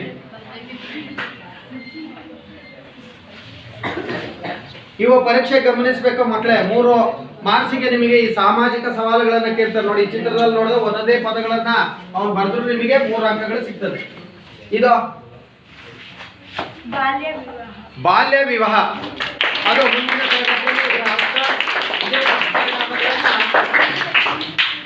ಇರಬೇಕು ನಿಮ್ ಚಪ್ಪಾಳೆ. ಇದರ ದುಷ್ಪರಿಣಾಮವನ್ನ ಮುಂದಿನ ಅವಧಿಯಲ್ಲಿ ನಾವು ನೋಡೋಣಂತೆ ಮಕ್ಕಳೇ. ಹಾಗೇನೆ ಇಲ್ಲಿ ಒಂದು ಚಿತ್ರವನ್ನ ಗಮನಿಸಬಹುದು ಮಕ್ಕಳೇ. ನೀವು ಇಂಥ ಪ್ರಸಂಗ ಯಾವಾಗ ಸಂಭವಿಸುತ್ತೆ ಅಂತ ಗೊತ್ತಿದೆ ನಿಮಗೆ, ಹೌದಲ್ವಾ ಸಿದ್ದು? ಮಹಿಳೆಯರ ಕಿರುಕುಳ. ಇನ್ನೊಂದು ಯಾವಾಗ? ಅಲ್ಲಿ ಗುರುತು ಇದೆ ನೋಡಿ, ತಕ್ಕಡಿ ಮೇಲೆ ಒಂದ್ ಕಡೆ ಅವರ ಆಭರಣ ವಸ್ತುಗಳನ್ನು ಇಟ್ಟಿರೋದು. ಇದು ಮೇಲೋಗಿದೆ, ಇದಕ್ಕೆ ಇಳಿದಿದೆ. ಅಂದ್ರೆ ಈ ತೂಕ ಸರಿಗಟ್ಟವಾಗಿ ನೀನ್ ಜಾಸ್ತಿ ತಗೊಂಬಾ ನಿನ್ ತವ್ರ ಮನೆಯಿಂದ ಅಂತೇಳಿ ಒತ್ತಡ ಆಗ್ತಿರೋದು. ಆವಾಗ ಆಕಿ ಮನೆಯಲ್ಲಿ ಮತ್ತೋಗಿ ಕೇಳಲಿಕ್ಕೆ ಆಗೋದಿಲ್ಲ, ಇದಕ್ಕಿಂತ ಸಾವೇ ಮೇಲು ಅಂತೇಳಿ ವರದಕ್ಷಿಣೆಯ ಕಿರುಕುಳದಿಂದ ಆತ್ಮಹತ್ಯೆ ಮಾಡ್ಕೊಳ್ತಕ್ಕಂಥದ್ದನ್ನ ನಮಗಿದು ತೋರಿಸ್ತಾ ಇದೆ. ಮಹಿಳೆಯರ ಆತ್ಮಹತ್ಯೆಗೆ ಮುಖ್ಯವಾಗಿ ಕಾರಣ ಆಗ್ತಕ್ಕಂಥದ್ದು ಕಿರುಕುಳ. ಸ್ವಲ್ಪ ಪರ್ಸೆಂಟ್ ಕಿರುಕುಳ ಕೊಡದೆ ವರದಕ್ಷಿಣೆಗಾಗಿ ನಿನ್ನ ತವ್ರ ಮನೆಯಿಂದ ಇನ್ನಷ್ಟು ಹಣವನ್ನ ತೆಗೆದುಕೊಂಡು ಬಾ, ಇನ್ನಷ್ಟು ಒಡವೆಯನ್ನು ತೆಗೆದುಕೊಂಡು ಬಾ, ಇನ್ನೇನೇನೋ ತೆಗೆದುಕೊಂಡು ಬಾ ಅಂತೇಳಿ ಅವ್ರ ಮೇಲೆ ಒತ್ತಡ ಹಾಕಿದಾಗ ತವ್ರ ಮನೆಯಲ್ಲಿ ಹೋಗಿ ಕೇಳಕ್ ಆಗೋದಿಲ್ಲ. ಆ ಸಂದರ್ಭದಲ್ಲಿ ಆತ್ಮಹತ್ಯೆಗೆ ಶರಣು ಆಗ್ತಾಳೆ. ಇದು ಕೂಡ ಒಂದು ಸಾಮಾಜಿಕ ಸಮಸ್ಯೆ, ವರದಕ್ಷಿಣೆ ಅಲ್ವಾ ಮಕ್ಕಳೇ? ಹಾಗೇನೆ ಇನ್ನು ಸಾಕಷ್ಟು ಸಮಸ್ಯೆಗಳನ್ನ ನಾವು ಗುರುತಿಸ್ತಾ ಹೋಗ್ಬೋದು ಮಕ್ಕಳೇ. ಇಲ್ಲಿ ನೋಡಿ ಮಕ್ಕಳೇ, ಈ ಚಿತ್ರವನ್ನ ಗಮನಿಸಿ ಮಕ್ಕಳೇ. ನೀವು ಆಗ್ಲೇ ಬಾಲ ಕಾರ್ಮಿಕತೆ ಎಂದ್ವಲ್ವಾ? ಇವತ್ತು ನಾವು ಈ ತರಗತಿಯಲ್ಲಿ ಫೋಕಸ್ ಮಾಡಬೇಕಾಗಿರೋದೇ ಈ ವಿಷಯದ ಮೇಲೆ. ಈ ಚಿತ್ರವನ್ನ ನೋಡಿದ್ರೆ ಏನನ್ಸುತ್ತೆ ಮಕ್ಕಳು? ಬಾಲ ಕಾರ್ಮಿಕತೆ. ಅವ್ರು ಯಾವ್ಯಾವ ವಲಯದಲ್ಲಿ ದುಡಿತಾ ಇದ್ದಾರೆ ಅಂತ ಗೊತ್ತಾಗ್ತಿದೆ ನೋಡಿ ಮಕ್ಕಳು. ಯಾವ್ಯಾವ ವಲಯದಲ್ಲಿ ದುಡಿತಾ ಇದ್ದಾರೆ? ಪ್ರತಿಭಾ, ಹಾ ಜೋರಾಗಿ ಹೇಳು, ಗಟ್ಟಿಯಾಗಿ ಹೇಳು. ಗ್ಯಾರೇಜ್ಗಳಲ್ಲಿ, ಮತ್ತೆ ಮನೆ ಕಟ್ಲಿಕ್ಕೆ ಏನ್ ಬಳಸ್ತಾರೆ? ಇಟ್ಟಿಗೆ ಭಟ್ಟಿಗಳಲ್ಲಿ ಕೆಲಸ ಮಾಡೋದು ಇದೆ ತಾನೇ ಅಲ್ಲಿ ಚಿತ್ರ. ಬಟ್ಟೆ ಹೊಲಿಯೋದು ಅಂದ್ರೆ ಕೈಗಾರಿಕೆಯಲ್ಲಿ ನೋಡಿ. ಇಲ್ಲೊಂದು ಫ್ಯಾಕ್ಟ್ರಿ ಇದೆ, ಫ್ಯಾಕ್ಟ್ರಿಯಲ್ಲೂ ಕೆಲಸ ಮಾಡ್ಬೋದು, ಕೈಗಾರಿಕೆಯಲ್ಲಿ ಕೆಲಸ ಮಾಡ್ಬೋದು. ಮತ್ತೆ ಪೇಪರ್, ಚಿಂದಿ, ಬಟ್ಟೆ ಇವುಗಳನ್ನೆಲ್ಲ ಆಯ್ಲಿಕ್ಕೆ ಹೋಗ್ತಕ್ಕಂಥದ್ದು. ಹೀಗೆ ವಿವಿಧ ಕ್ಷೇತ್ರಗಳಲ್ಲಿ ಅವನು ಕೃಷಿ ಕೆಲಸದಲ್ಲಿ ತೊಡಗಿಕೊಂಡಿರೋದು ಇದೆಲ್ಲ ಗಮನಿಸ್ಬೋದು ಅಲ್ವಾ? ಇಲ್ಲಿ ಕೃಷಿ ಕೆಲಸ ಮಾಡ್ತಿದ್ದಾರೆ ನೋಡಿ. ಕೃಷಿ ಕಾರ್ಯದಲ್ಲೂ ಕೂಡ ಕೃಷಿ ಸಂಬಂಧಿತ ಕೆಲಸಗಳಲ್ಲಿ ಈ ಮಕ್ಕಳು ತೊಡಕೊಂಡಿರ್ತಾರೆ. ಹೀಗೆ ಮಕ್ಕಳು ಬಾಲ ಕಾರ್ಮಿಕರಾಗಿ ವಿವಿಧ ಕ್ಷೇತ್ರಗಳಲ್ಲಿ ದುಡಿಯೋದನ್ನು ನಾವು ಈ ಚಿತ್ರದಲ್ಲಿ ಕಾಣ್ಬೋದು ಮಕ್ಕಳೇ. ಈಗ ನಾವು ತರಗತಿಗೆ ಪಾಠ ಬೋಧನೆಗೆ ಹೋಗೋಣ. ಬಾಲ ಕಾರ್ಮಿಕತೆ ಎಂದರೆ ಈಗ ಮೊದಲನೇದಾಗಿ ಬಾಲ ಕಾರ್ಮಿಕತೆ ಬಗ್ಗೆ ನೋಡೋಣ.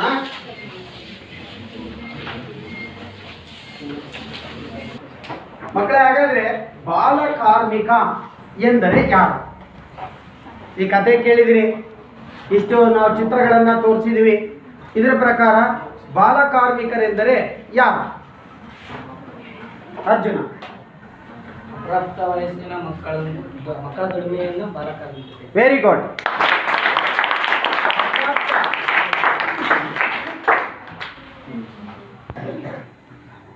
ಮಕ್ಕಳೇ, ಅರ್ಜುನ ಹೇಳಿದ ಹಾಗೆ ಬಾಲ ಕಾರ್ಮಿಕತೆ ಅಂದ್ರೆ ಅಪ್ರಾಪ್ತ ವಯಸ್ಸಿನ ಮಕ್ಕಳ ದುಡಿಮೆಯನ್ನು ಬಾಲ ಕಾರ್ಮಿಕತೆ ಅಂತ ಕರಿತೀವಿ.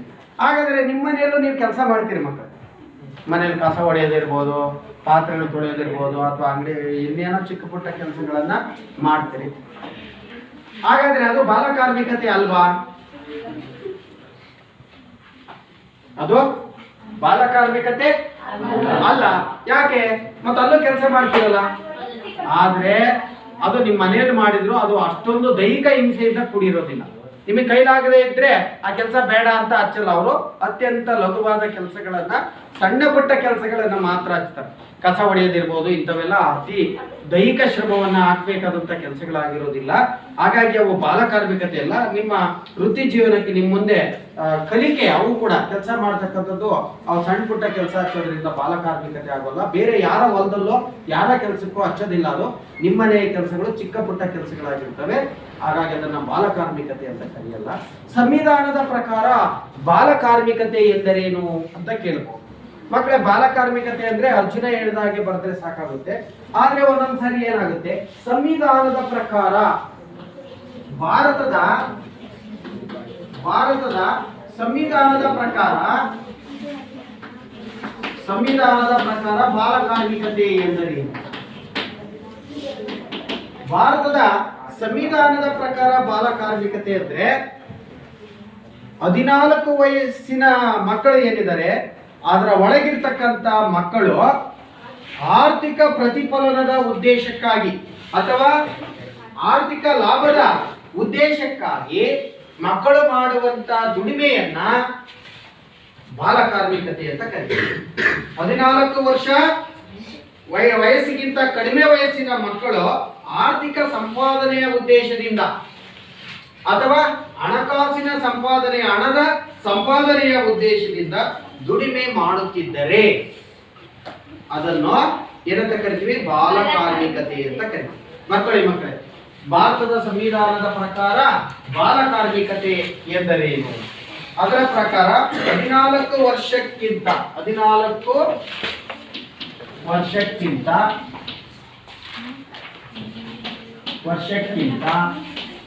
ಕಡಿಮೆ ವಯಸ್ಸಿನ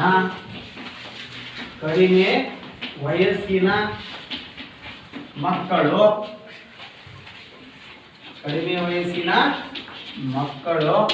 ಯಾವ ಉದ್ದೇಶಕ್ಕಾಗಿ ದುಡಿಮೆ ಮಾಡ್ತಾರೆ? ಆರ್ಥಿಕ ಸಂಪಾದನೆಯ ಉದ್ದೇಶದಿಂದ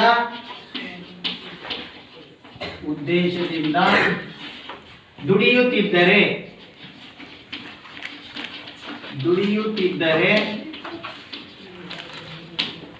ಅದನ್ನು ಏನಂತ ಕರಿತೀವಿ? ಬಾಲಕಾರ್ಮಿಕತೆ ಅಥವಾ ಬಾಲಕಾರ್ಮಿಕ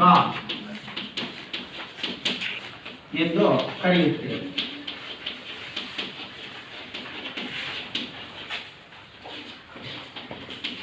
ಪರೀಕ್ಷೆಯಲ್ಲಿ ಕೇಳಬಹುದು ಅರ್ಥನ ಬಾಲಕಾರ್ಮಿಕತೆ.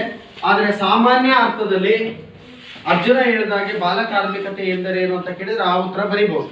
ಆದ್ರೆ ಸಂವಿಧಾನದ ಪ್ರಕಾರ ಅಂತ ಪರ್ಟಿಕ್ಯುಲರ್ ಪ್ರಶ್ನೆ ಕೇಳಿದಾಗ ಅರ್ಜುನ ಹೇಳಿದ ಉತ್ತರ ಬರೆದ್ರೆ ಸಿಗಲ್ಲ ಅಂಕಗಳು, ಪರೀಕ್ಷೆ ಅಂಕಗಳು ಸಿಗೋದಿಲ್ಲ ನಿಮಗೆ. ಅಪ್ರಾಪ್ತ ವಯಸ್ಸಿನ ಮಕ್ಕಳ ದುಡಿಮೆಯನ್ನು ಬಾಲಕಾರ್ಮಿಕತೆ ಎಂದರೆ ಎನ್ನುವರು ಅಂತ ಅದನ್ನು ಬರೆದ್ರೆ ಕೊಡೋದಿಲ್ಲ. ಆವಾಗ ಇದನ್ನೇ ಬರೀಬೇಕು. 14 ವರ್ಷ ವಯಸ್ಸಿನ ಒಳಗಿರ್ತಕ್ಕಂಥ ಮಕ್ಕಳು ಆರ್ಥಿಕ ಸಂಪಾದನೆಯ ಉದ್ದೇಶದಿಂದ ದುಡಿಯುತ್ತಿದ್ದರೆ ಅದನ್ನು ಬಾಲಕಾರ್ಮಿಕತೆ ಅಥವಾ ಬಾಲಕಾರ್ಮಿಕ ಎಂದು ಕರೆಯುತ್ತೇವೆ ಅಂತ ಬರೆದು. ಅರ್ಥ ಆಯ್ತಾ ಮಕ್ಕಳೇ? ಇದು ಬಾಲಕಾರ್ಮಿಕತೆ ಅರ್ಥ ಗೊತ್ತಾಯ್ತಲ್ವಾ? ನೋಡಿ, ಭಾರತದಂತ ದೇಶದಲ್ಲಿ ಅಥವಾ ಭಾರತದಂತ ಅಭಿವೃದ್ಧಿ ಹೊಂದುತ್ತಿರುವ ರಾಷ್ಟ್ರಗಳಲ್ಲಿ ಈ ಬಾಲಕಾರ್ಮಿಕ ಸಮಸ್ಯೆಯನ್ನ ನಾವು ಎಲ್ಲಾ ದೇಶಗಳಲ್ಲೂ ಕಾಣ್ತಾ ಇದ್ವಿ. ಇದು ಒಂದು ಸಮಾಜದಲ್ಲಿ ಅತ್ಯಂತ ಗಂಭೀರ ಸಮಸ್ಯೆ ಆಗಿದೆ. ಬಾಲಕಾರ್ಮಿಕ ಸಮಸ್ಯೆ ನಮ್ಮ ಸಮಾಜದ ಅತ್ಯಂತ ಗಂಭೀರವಾದಂತ ಸಮಸ್ಯೆ. ಯಾಕೆಂದ್ರೆ ಇದನ್ನ ಬೆಳೆದಿಟ್ಬಿಡಬಾರ್ದು. ಯಾಕೆ ಗಂಭೀರ ಸಮಸ್ಯೆ ಅಂತೀವಿ? ಒಬ್ಬ ರೋಗಿ ಗಂಭೀರ ಸ್ಥಿತಿಯಲ್ಲಿ ಇದ್ದಾನೆ ಅಂತೀವಿ, ಆಸ್ಪತ್ರೆಯಲ್ಲಿ ಇದ್ದಾಗ ಅವನಿಗೆ ಆಕ್ಸಿಜನ್ ಹಾಕಿದಾರಂತೆ, ಕೋಮಾ ಸ್ಟೇಜ್ ಅಲ್ಲಿ ಇದ್ದಾನೆ ಅಂತೀವಿ, ಅವಾಗ ಗಂಭೀರ ಅಂತೀವಿ. ಅಂದ್ರೆ ಅವ್ರು ಬದುಕೋ ಸಾಧ್ಯತೆ ಕಡಿಮೆ. ನಮ್ಮ ಸಮಾಜವನ್ನ ಈ ಒಂದು ಬಾಲಕಾರ್ಮಿಕತೆ ಏನಿದೆಯಲ್ಲ ಅನೇಕ ಆದರ್ಶಗಳನ್ನು ಕಿತ್ತು ತಿಂದುಬಿಡುತ್ತೆ. ಯಾಕೆಂದ್ರೆ ಇಂದಿನ ಮಕ್ಕಳೇ ಭವಿಷ್ಯದ ಪ್ರಜೆಗಳು. ನಮ್ಮ ದೇಶದ ಅಭಿವೃದ್ಧಿ, ಎಲ್ಲಾ ಕ್ಷೇತ್ರದ ಅಭಿವೃದ್ಧಿ ಅವಲಂಬಿಸಿರದೆ ಮಕ್ಕಳು ಮತ್ತು ಮಕ್ಕಳ ಶಿಕ್ಷಣ. ಹಾಗಾಗಿ ಈ ವ್ಯವಸ್ಥೆಯಲ್ಲಿ ಕುಂದು ಬಂದ್ರೆ ಅಭಿವೃದ್ಧಿಯನ್ನ ಬೇರೆ ಯಾವ ಮಾರ್ಗದಿಂದ ನಾವು ಸರಿಪಡಿಸಲಿಕ್ಕೆ ಸಮಾಜವನ್ನ ಸಾಧ್ಯವಿಲ್ಲ. ಹಾಗಾಗಿ ಈ ಬಾಲಕಾರ್ಮಿಕತೆ ಒಂದು ಗಂಭೀರವಾದ ಸಮಸ್ಯೆ. ಬಾಲಕಾರ್ಮಿಕತೆ ಒಂದು ಗಂಭೀರವಾದಂತ ಸಮಸ್ಯೆ. ಅದಕ್ಕೆ ಒಂದು ಹೇಳ್ತಾರೆ, ತಂದೆಯ ಕೋಪ ದಾರಿಯನ್ನ ತೋರಿಸುತ್ತೆ, ತಾಯಿಯ ಕೋಪ ಹೊಟ್ಟೆಯನ್ನ ತುಂಬಿಸುತ್ತೆ ಅಲ್ವಾ. ಗುರುವಿನ ಕೋಪ ಶಿಕ್ಷಣವನ್ನು ಕಲಿಸುತ್ತದೆ, ಶತ್ರುವಿನ ಕೋಪ ಚಾಣಾಕ್ಷತನವನ್ನ ಕಲಿಸುತ್ತದೆ ಅಂತ ಹೇಳ್ತಾರೆ. ನೋಡಿ ಎಷ್ಟು ಚೆನ್ನಾಗಿದೆ. ಶತ್ರುವಿನ ಕೋಪ ಚಾಣಾಕ್ಷತನ, ಅವನ ವಿರುದ್ಧ ನಾನು ಹೇಗೆ ಗೆಲ್ಲಬೇಕು ಎನ್ನುವ ಚಾಣಾಕ್ಷತನವನ್ನ ಕಲಿಸುತ್ತೆ. ಹಾಗಾಗಿ ಈ ಬಾಲಕಾರ್ಮಿಕತೆ ಅಂತಕ್ಕಂಥದ್ದು ಸಮಾಜಕ್ಕೆ ಒಂದು ಗಂಭೀರ ಸಮಸ್ಯೆ. ಇದರಿಂದ ಸಮಾಜದಲ್ಲಿ ಅನೇಕ ಸಮಸ್ಯೆಗಳು ಹುಟ್ಕೊಳ್ಳಿಕ್ಕೆ ಇದೊಂಥರ ಚೈನ್ ಲಿಂಕ್. ಹಾಗೆ ಆ ಸಮಸ್ಯೆಯಿಂದ ಮತ್ತೆ ಅನೇಕ ಬೇರೆ ಬೇರೆ ಸಮಸ್ಯೆಗಳು ಬಾಲಕಾರ್ಮಿಕತೆಯಿಂದ ಹುಟ್ಕೊಳ್ತವೆ. ಆ ಮಗುವಿನ ಅನೇಕ ಹಕ್ಕುಗಳನ್ನು ಕಸಿದುಕೊಳ್ಳಾಗುತ್ತೆ, ಆ ಮಗು ಸಮಾಜಕ್ಕೆ ಕಂಟಕ ಆಗುತ್ತೆ, ನಮ್ಮ ದೇಶ ಆರ್ಥಿಕವಾಗಿ ಹಿಂದುಳಿಲಿಕ್ಕೆ ಕಾರಣ ಆಗುತ್ತೆ. ಅನೇಕ ಕಾರಣಗಳು ಇದರಿಂದ ಒಂದಂತೆ ಸರಣಿಯಂತೆ ಅನೇಕ ಸಮಸ್ಯೆಗಳು ಉಂಟಾಗ್ತವೆ. ಹಾಗಾಗಿ ಇದೊಂದು ಬಹಳ ಗಂಭೀರ ಸಮಸ್ಯೆ. ಇದನ್ನ ನಾವು ಏನ್ ಮಾಡ್ಬೇಕು ಅಂದ್ರೆ ಧನಾತ್ಮಕವಾಗಿ ತಗೋಬೇಕು. ಋಣಾತ್ಮಕ ಅನ್ನೋದಕ್ಕಿಂತ ಬದಲಾಗಿ ಈ ಸವಾಲು ಧನಾತ್ಮಕವಾಗಿ ತೆಗೆದುಕೊಂಡು ಈ ಸಮಸ್ಯೆಯನ್ನ ಬಗೆಹರಿಸಬೇಕು. ಅದೆಷ್ಟೋ ಮಕ್ಕಳು ಅಲ್ವಾ ಬಾಲಕಾರ್ಮಿಕರಾಗಿ ವಿವಿಧ ಕ್ಷೇತ್ರಗಳಲ್ಲಿ ದುಡಿತಾ ಇದ್ದಾರೆ. ಮಕ್ಕಳೇ, ಬಾಲಕಾರ್ಮಿಕರಾಗಿ ಮಕ್ಕಳು ವಿವಿಧ ಕ್ಷೇತ್ರಗಳಲ್ಲಿ ದುಡಿತಾ ಇದ್ದಾರೆ. ನಾನು ಆಗ್ಲೇ ತೋರಿಸಿದ್ದಲ್ವಾ, ಅವರು ಎಲ್ಲೆಲ್ಲಿ ದುಡಿತಾರೆ ನೋಡಿ. ಅವರು ಕೃಷಿ ಸಂಬಂಧಿತ ಕೆಲಸಗಳಲ್ಲಿ ದುಡಿತಾ ಇದ್ದಾರೆ, ಕೈಗಾರಿಕೆಗಳಲ್ಲಿ ದುಡಿತಾ ಇದ್ದಾರೆ, ಶಾಪ್ಗಳಲ್ಲಿ ದುಡಿತಾ ಇದ್ದಾರೆ, ಗ್ಯಾರೇಜ್ಗಳಲ್ಲಿ ದುಡಿತಾ ಇದ್ದಾರೆ, ಇಟ್ಟಿಗೆ ಬಟ್ಟಿಯಲ್ಲಿ ದುಡಿತಾ ಇದ್ದಾರೆ ಅಲ್ವಾ. ಅದೇ ರೀತಿ ಕಸ ಆಯ್ತಕ್ಕಂಥದ್ದು ಕೃಷಿ ಸಂಬಂಧಿತ ಕೆಲಸಗಳಲ್ಲಿ. ಹಳ್ಳಿಯಲ್ಲಿ ಹೆಚ್ಚಾಗಿ ಈ ಬಾಲಕಾರ್ಮಿಕತೆಯನ್ನ ಕಾಣಬಹುದು. ಕೃಷಿ ಮತ್ತು ಕೃಷಿ ಸಂಬಂಧಿತ ಚಟುವಟಿಕೆಗಳಲ್ಲಿ ತೊಡಗಿರ್ತಾರೆ. ಅದೇ ರೀತಿ ನಗರ ಪಟ್ಟಣಗಳಲ್ಲೂ ಕೂಡ ಈ ಬಾಲಕಾರ್ಮಿಕರು ದುಡಿತಿರ್ತಕ್ಕಂಥದ್ದನ್ನ ನಾವು ಕಾಣಬಹುದಾಗಿದೆ. ಹಾಗಾಗಿ ಈ ಎಲ್ಲಾ ಕ್ಷೇತ್ರಗಳಲ್ಲೂ ಮಕ್ಕಳು ದುಡಿತಾರೆ. ನಾನು ಆಮೇಲೆ ಪ್ರಶ್ನೆಯನ್ನ ಕೇಳ್ತೀನಿ ಮಕ್ಕಳು. ಹಾಗಾದ್ರೆ ಮಕ್ಕಳು ಯಾವ್ಯಾವ ಕ್ಷೇತ್ರದಲ್ಲಿ ದುಡಿತಾ ಇದ್ದಾರೆ ಬಾಲಕಾರ್ಮಿಕರಾಗಿ ನಾವು ಎಲ್ಲೆಲ್ಲಿ ಕಾಣಬಹುದು? ಹಾಗಾದ್ರೆ ಮತ್ತೆ ಇನ್ನೂ ಕೂಡ ಕೆಲವು ಅಪಾಯಕಾರಿ ವಸ್ತುಗಳನ್ನ, ಪಟಾಕಿಗಳನ್ನ ತಯಾರು ಮಾಡತಕ್ಕಂತ ಅತ್ಯಂತ ಅಪಾಯಕಾರಿ ಕೆಲಸ ಅಂತ ಕ್ಷೇತ್ರಗಳಲ್ಲೂ ದುಡಿತಾ ಇರ್ತಾರೆ. ಹಾಗಾಗಿ ನಾವು ಈ ಬಾಲ್ಯವನ್ನ ಇದರಿಂದ ಕಸಿದುಕೊಂಡಂತೆ ಆಗುತ್ತೆ. ಅವರ ಎಷ್ಟೋ ಹಕ್ಕುಗಳನ್ನ ಕಸಿದುಕೊಳ್ತೀವಿ, ಶಿಕ್ಷಣದ ಹಕ್ಕನ್ನ ಕಸಿದುಕೊಳ್ತೀವಿ, ಅವರ ಬಾಲ್ಯವನ್ನ ಕಸಿದುಕೊಳ್ತೀವಿ. ಆದ್ರಿಂದ ಈ ಬಾಲಕಾರ್ಮಿಕತೆ ಒಂದು ಗಂಭೀರ ಸಮಸ್ಯೆ. ನಿಮಗೆ ಎಕ್ಸಾಮ್ ಅಲ್ಲೂ ಪ್ರಶ್ನೆ ಕೇಳಬಹುದು, ಬಾಲಕಾರ್ಮಿಕತೆ ಸಮಾಜದ ಒಂದು ಅತ್ಯಂತ ಗಂಭೀರ ಸಮಸ್ಯೆ ಹೇಗೆ ಅಲ್ವಾ. ಹಾಗಾಗಿ ಇವೆಲ್ಲ ತೊಡಕುಗಳು ಉಂಟಾಗ್ತದೆ. ಆದ್ರಿಂದ ನಾವು ಇದನ್ನ ಗಂಭೀರವಾಗಿ ತೆಗೆದುಕೊಳ್ಬೇಕು. ಯಾವುದನ್ನ? ಬಾಲಕಾರ್ಮಿಕತೆ. ಹಾಗಾಗಿ ಈಗ ಎಲ್ಲ ಪ್ರದೇಶಗಳು, ಆದ್ರೆ ಅತಿ ಹೆಚ್ಚಾಗಿ ಬಾಲಕಾರ್ಮಿಕರಾಗಿ ದುಡಿತಕ್ಕಂಥದ್ದು ಹೊಲ ಗದ್ದೆ ತೋಟಗಳಲ್ಲಿ ಮತ್ತು ಕೃಷಿ ಸಂಬಂಧಿತ ಕೆಲಸಗಳಲ್ಲಿ ಹೆಚ್ಚಾಗಿ ದುಡಿಯೋದನ್ನ ಕಾಣಬಹುದಾಗಿದೆ. ಹಾಗಾದ್ರೆ ಹಳ್ಳಿಯಲ್ಲಿ ಬಾಲಕಾರ್ಮಿಕತೆಯನ್ನ ನಾವು ಎಲ್ಲೆಲ್ಲಿ ಕಾಣ್ತೀವಿ? ಹೊಲ ಗದ್ದೆ ತೋಟ ಮತ್ತು ಕೃಷಿ ಸಂಬಂಧಿತ ಚಟುವಟಿಕೆಗಳಲ್ಲಿ ಅವರು ಹೆಚ್ಚು ದುಡಿಯೋದನ್ನ ಕಾಣ್ತೀವಿ. ಸಿಟಿಯಲ್ಲಿ ಕಾಣಲ್ವಾ? ಅಲ್ಲೂ ಕೂಡ ಕಾಣ್ತೀವಿ. ನಗರಗಳಲ್ಲೂ ಕೂಡ ಕೈಗಾರಿಕಾ ಪ್ರದೇಶಗಳಲ್ಲಿ ಅದು ಕಾಣ್ತೀವಿ. ನಗರದಲ್ಲಿ ಹೆಚ್ಚಾಗಿ ಅವ್ರು ಎಲ್ಲಿ ದುಡಿತಾರೆ? ಅಲ್ಲಿ ಹೊಲ ಗದ್ದೆ ತೋಟ ಇರಲ್ಲ. ಪಟ್ಟಣದಲ್ಲಿ ಅವರು ಕೈಗಾರಿಕಾ ವಲಯಗಳಲ್ಲಿ ಹೆಚ್ಚಾಗಿ ದುಡಿಯೋದನ್ನ ನಾವು ಕಾಣ್ತೀವಿ. ಈಗ ನಾವು ಮುಂದೆ ಹೋಗೋಣ ಮಕ್ಕಳೇ.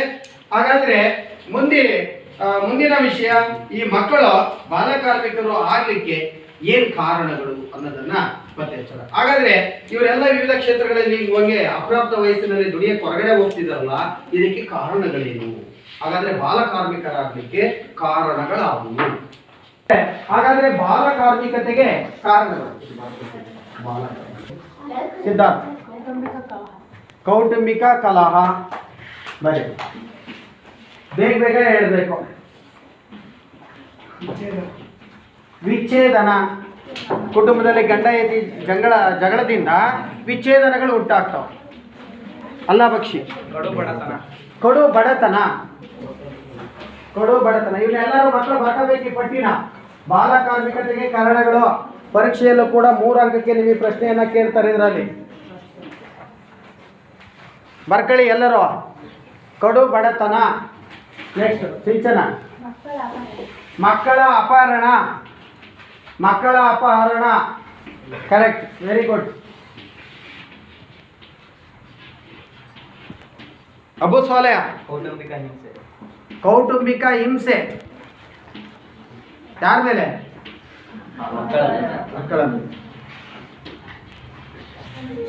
ಇಸೆ ಆಯ್ತು. 0 ಹಾಕಮ್ಮ.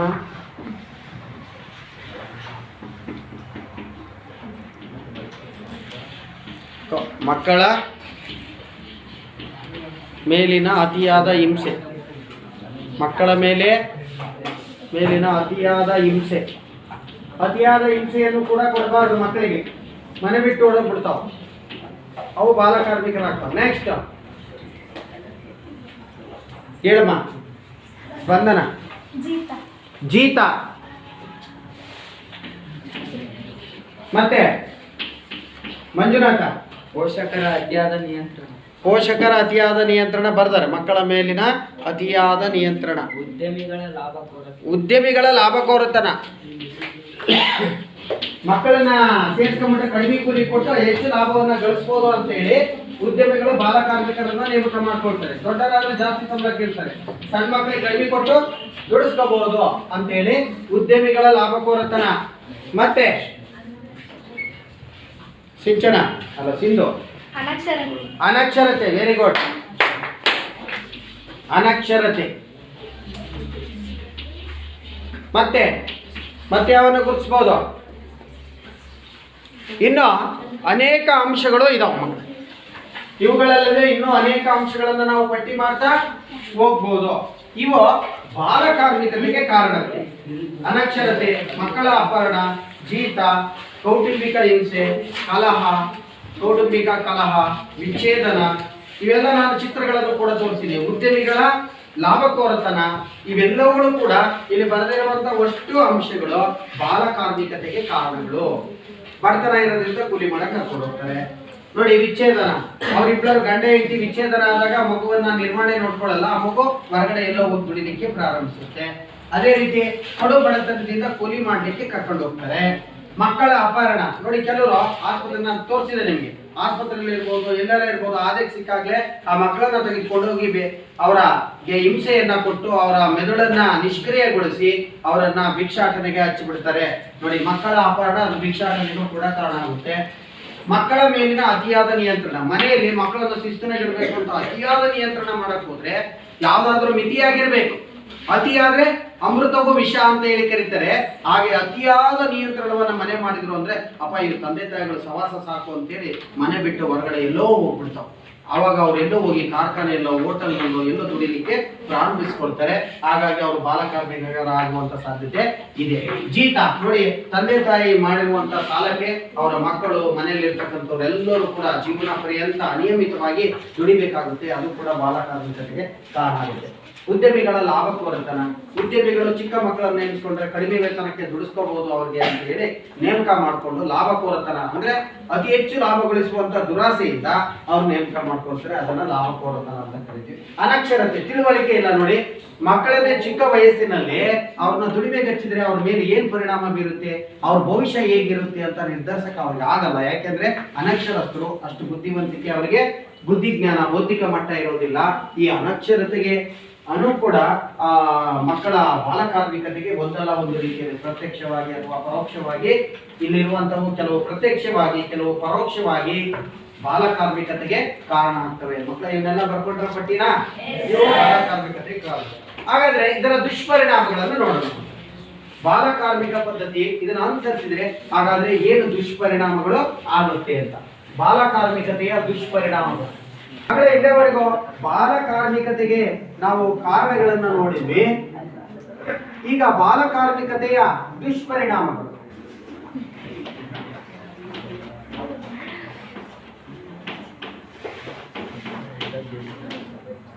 ಇದು ವೈಯಕ್ತಿಕವಾಗಿ ಸಮಾಜದ ಮೇಲೆ ಮತ್ತು ಮಕ್ಕಳ ಮೇಲೆ ಯಾವ ರೀತಿಯ ಪರಿಣಾಮಗಳನ್ನ ಬೀರುತ್ತೆ ನೋಡೋಣ. ಒಂದೊಂದೇ ಹೇಳ್ತಾ ಹೋಗಿ. ಬಾಲಕಾರ್ಮಿಕತೆಯನ್ನ ಅನುಸರಿಸೋದರಿಂದ ಯಾವ ದುಷ್ಪರಿಣಾಮಗಳು, ಕೆಟ್ಟ ಪರಿಣಾಮಗಳು ಆಗ್ತವೆ? ಒತ್ತಾಯದ ದುಡಿಮೆ. ಅವ್ರು ಇಷ್ಟಪಟ್ಟು ಕೆಲಸ ಮಾಡಲ್ಲ.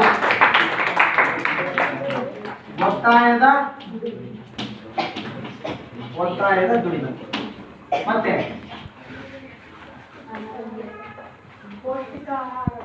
ಪೌಷ್ಟಿಕ ಆಹಾರದ ಕೊರತೆ. ಪೌಷ್ಟಿಕ ವರ್ಗದಲ್ಲಿರುವಾಗೆ ಪೌಷ್ಟಿಕ ಆಹಾರದ ಕೊರತೆ. ಪೌಷ್ಟಿಕ ಆಹಾರದ ಕೊರತೆ.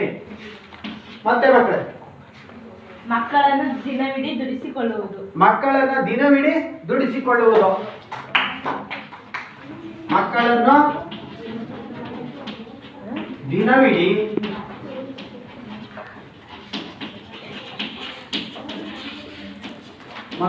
ದಿನವಿಡೀ ದುಡಿಸಿಕೊಳ್ಳುವುದು. ಮತ್ತೆ ಸಿಂಚನ.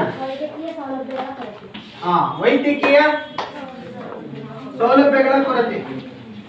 ಆ ಮಕ್ಕಳಿಗೆ ಏನೇ ಆಯ್ತು ಅಂದ್ರೆ ವೈದ್ಯಕೀಯ ಸೌಲಭ್ಯಗಳು ಸಿಗೋದಿಲ್ಲ. ವೈದ್ಯಕೀಯ ಸೌಲಭ್ಯಗಳ ಕೊರತೆ ಕಾಣುತ್ತೆ. ಮತ್ತೆ ಅನಾರೋಗ್ಯ. ಮಕ್ಕಳಲ್ಲಿ ಚಿಕ್ಕ ವಯಸ್ಸಿನಲ್ಲೇ ದುಡಿಯೋದ್ರಿಂದ ಅವರ ದೈಹಿಕ ಬೆಳವಣಿಗೆ ಕುಂಠಿತ ಆಗುತ್ತೆ. ಇದರಿಂದ ಅವರ ದೈಹಿಕ ಮತ್ತು ಮಾನಸಿಕ ಬೌದ್ಧಿಕ ಬೆಳವಣಿಗೆ ಮೇಲೆ ಪರಿಣಾಮ ಬೀರುತ್ತೆ. ಬೌದ್ಧಿಕ ಮತ್ತು ದೈಹಿಕ ಬೆಳವಣಿಗೆಯ ಮೇಲೆ ದೈಹಿಕ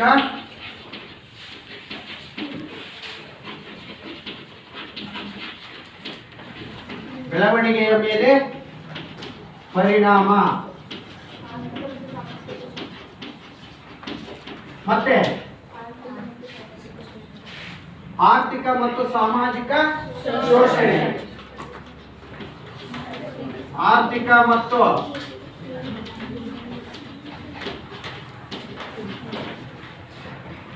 ಸಾಮಾಜಿಕ ಶೋಷಣೆ.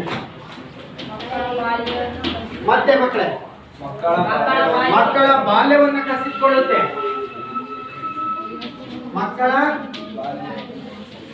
ಮಕ್ಕಳ ಬಾಲ್ಯವನ್ನು ಅವ್ರ ಬಾಲ್ಯದಲ್ಲಿ ಏನೇನು ಆಟ ಆಡಬೇಕು ಇತ್ಯಾದಿ ಎಲ್ಲ ಸಂತೋಷವನ್ನ ಇದು ಕಿತ್ಕೊಂಡ್ಬಿಡುತ್ತೆ. ಅವ್ರ ಮಕ್ಕಳ ಬಾಲ್ಯವನ್ನು ಕಸಿದುಕೊಳ್ಳುತ್ತದೆ.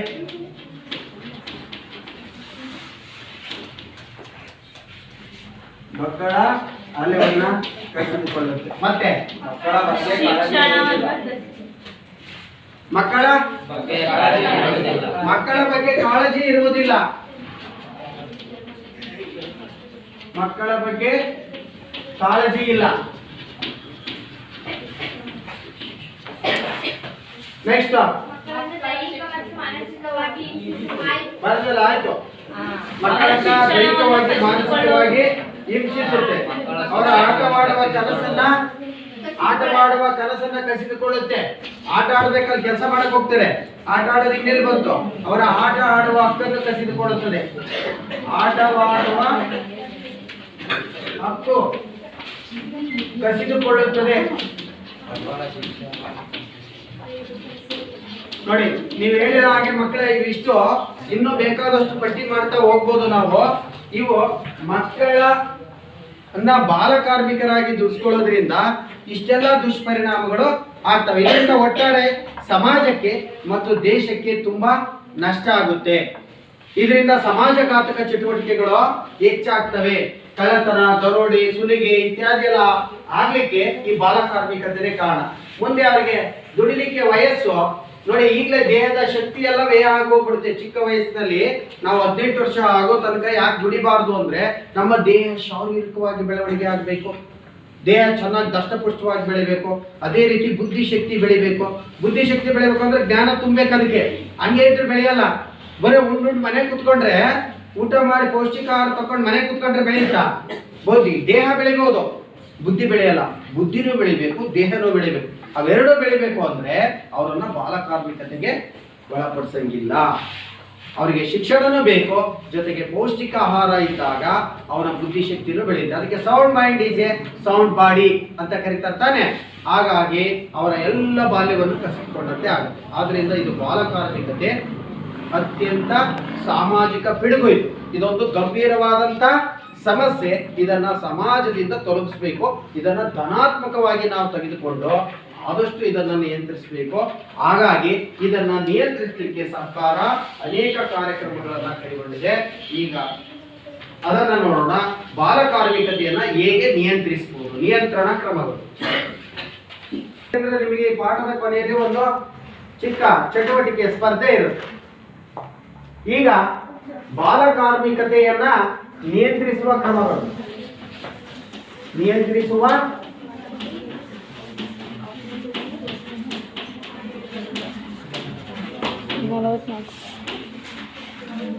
ಈ ಬಾಲ ಕಾರ್ಮಿಕತೆ ಒಂದು ಗಂಭೀರ ಸಮಸ್ಯೆ ಆಗಿರೋದ್ರಿಂದ, ಸಾಮಾಜಿಕ ಗಂಭೀರ ಸಮಸ್ಯೆ ಆಗಿರೋದ್ರಿಂದ ಇದನ್ನ ನಿಯಂತ್ರಿಸಬೇಕು. ಅಂದ್ರೆ ಬಾಲ ಕಾರ್ಮಿಕರನ್ನ ದುಡಿಯುವ ಕ್ಷೇತ್ರದಿಂದ ಹೊರತರಬೇಕಾದ್ರು ಮೊದಲನೇದಾಗಿ ಏನ್ ಮಾಡ್ಬೇಕು? ಅವರನ್ನ ದುಡಿಯುವ ಕ್ಷೇತ್ರದಿಂದ ಫಸ್ಟ್ ಹೊರ ತರಬೇಕು. ಹೊರ ತಂದ್ಮೇಲೆ ಅವರನ್ನ ಸಂರಕ್ಷಿಸುವ ಜವಾಬ್ದಾರಿಯನ್ನ ಮಾಡಬೇಕು. ಹಾಗಾಗಿ ಅವರಿಗೆ ಸರ್ಕಾರ ಹಲವಾರು ಕಾರ್ಯಯೋಜನೆಗಳನ್ನ ತಂದಿದೆ. ಮೊದಲನೇದು ಬಾಲ ಕಾರ್ಮಿಕರನ್ನ ದುಡಿಯುವ ಕಾರ್ಯಕ್ಷೇತ್ರದಿಂದ ಹೊರ ತರಬೇಕು. ಬರ್ಕೊಳ್ಳಿ, ಅರ್ಥ ಮಾಡ್ಕೊಂಡು ಬರ್ಕೊಳ್ಳಿ. ಕೆಲವು ಪಾಯಿಂಟ್ ನೀವೇ ಹೇಳಿ. ಒಂದು, ಬಾಲ ಕಾರ್ಮಿಕರನ್ನ ದುಡಿಯುವ ಕ್ಷೇತ್ರದಿಂದ ಹೊರ ತರಬೇಕು. ಎರಡನೇದು,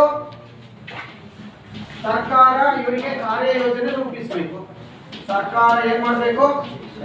ಕಾರ್ಯಯೋಜನೆ ರೂಪಿಸಬೇಕು.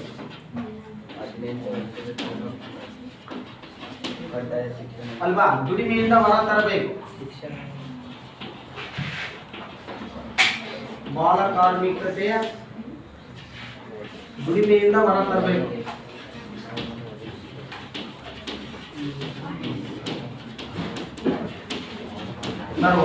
ಸರ್ಕಾರ ಇದಕ್ಕೋಸ್ಕರ ಅನೇಕ ಯೋಜನೆಗಳನ್ನ ರೂಪಿಸಿದೆ. ಬಾಲ ಕಾರ್ಮಿಕರಿಗೆ ಅನೇಕ ಯೋಜನೆಗಳನ್ನ ರೂಪಿಸಿದೆ. ಅವುಗಳೆಂದ್ರೆ, ಭಾರತ ಸರ್ಕಾರ ಬಾಲ ಕಾರ್ಮಿಕರ ಪುನರ್ವಸತಿ ಕಲ್ಯಾಣ ನಿಧಿಯನ್ನು ಜಾರಿಗೆ ತಂದಿದೆ. ಅದಕ್ಕೋಸ್ಕರ ಬಾಲ ಕಾರ್ಮಿಕ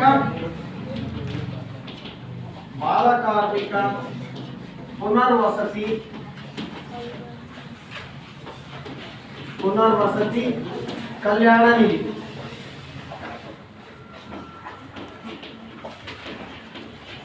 ಪುನರ್ವಸತಿ ಕಲ್ಯಾಣ ನಿಧಿ ಎಂಬತಕ್ಕಂಥ ಕಾರ್ಯಕ್ರಮವನ್ನ ರೂಪಿಸಿ ಇದನ್ನ ಜಾರಿಗೆ ತಂದು ಈ ನಿಧಿಯ ಮೂಲಕ ಯಾರ್ಯಾರು ಬಾಲ ಕಾರ್ಮಿಕರಾಗಿದ್ದಾರೆ ಅವರಿಗೆ ಹಲವಾರು ಯೋಜನೆಗಳನ್ನ ಈ ಬಾಲ ಕಾರ್ಮಿಕ ಕಲ್ಯಾಣ ನಿಧಿಯ ಮೂಲಕ ಸರ್ಕಾರ ಹಲವಾರು ಕಾರ್ಯಕ್ರಮಗಳನ್ನು ರೂಪಿಸಿದೆ. ಅವು ಯಾವ್ಯಾವಪ್ಪ ಅಂದ್ರೆ, ಬಾಲ ಕಾರ್ಮಿಕರ ಶಿಕ್ಷಣ, ವೈದ್ಯಕೀಯ ಮೂಲ ಸೌಲಭ್ಯಗಳು ಮೊದಲಾದವುಗಳನ್ನ ಈ ಒಂದು ಬಾಲ ಕಾರ್ಮಿಕ ಪುನರ್ವಸತಿ ಕಲ್ಯಾಣ ನಿಧಿ ಏನಿದೆಯಲ್ಲ ಅದು ಹಾಕಿಕೊಂಡಿದೆ.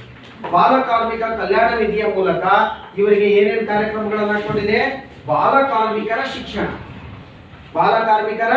ಶಿಕ್ಷಣ ಜೊತೆಗೆ ವೈದ್ಯಕೀಯ ಮೂಲಭೂತ ಅಗತ್ಯತೆಗಳು ಅವರಿಗೆ ಏನ್ ಬೇಕೋ ಕಲ್ಯಾಣ ನಿಧಿಯ ಮೂಲಕ ಸೌಲಭ್ಯಗಳನ್ನು ಒದಗಿಸಿ ಕೊಡಲಾಗ್ತಾ ಇದೆ. ನೆಕ್ಸ್ಟ್, ಅವರಿಗೆ ಬೇಕಾದಂತ ಸೌಲಭ್ಯಗಳನ್ನ ಈ ನಿಧಿಯ ಮೂಲಕ ಅಲ್ವಾ, ಸೌಲಭ್ಯಗಳು ಯಾವ ಅಂತ ಗೊತ್ತಾಯ್ತಲ್ವಾ? ಶೈಕ್ಷಣಿಕ ಮತ್ತು ವೈದ್ಯಕೀಯ ಸೌಲಭ್ಯಗಳನ್ನ ಈ ನಿಧಿಯ ಮೂಲಕ ಪೂರೈಸುವುದು. ಹಾಗೇನೆ ಇವರ ಶೋಷಣೆಯನ್ನ ತಡೆಗಟ್ಟುವುದು, ಬಾಲ ಕಾರ್ಮಿಕರ ಮೇಲೆ ನಡೆಯುವಂತಹ ಶೋಷಣೆಯನ್ನ ತಡೆಗಟ್ಟುವುದು, ಬಾಲ ಕಾರ್ಮಿಕರನ್ನ ನೇಮಕ ಮಾಡಿಕೊಳ್ಳುವುದನ್ನ ನಿಲ್ಲಿಸಬೇಕು ಅಂತ ಹೇಳಿ ಸರ್ಕಾರ ಕಾಯ್ದೆಯನ್ನ ಜಾರಿಗೆ ತಂದಿದೆ. ಅದನ್ನೇ ಬಾಲ ಕಾರ್ಮಿಕ ನಿಷೇಧ ಕಾಯ್ದೆ ಅಂತ ಕರೀತೀವಿ. ಐದನೇದು ಬಾಲ ಕಾರ್ಮಿಕ ನಿಷೇಧ ಕಾಯ್ದೆ. ಬಾಲ ಕಾರ್ಮಿಕ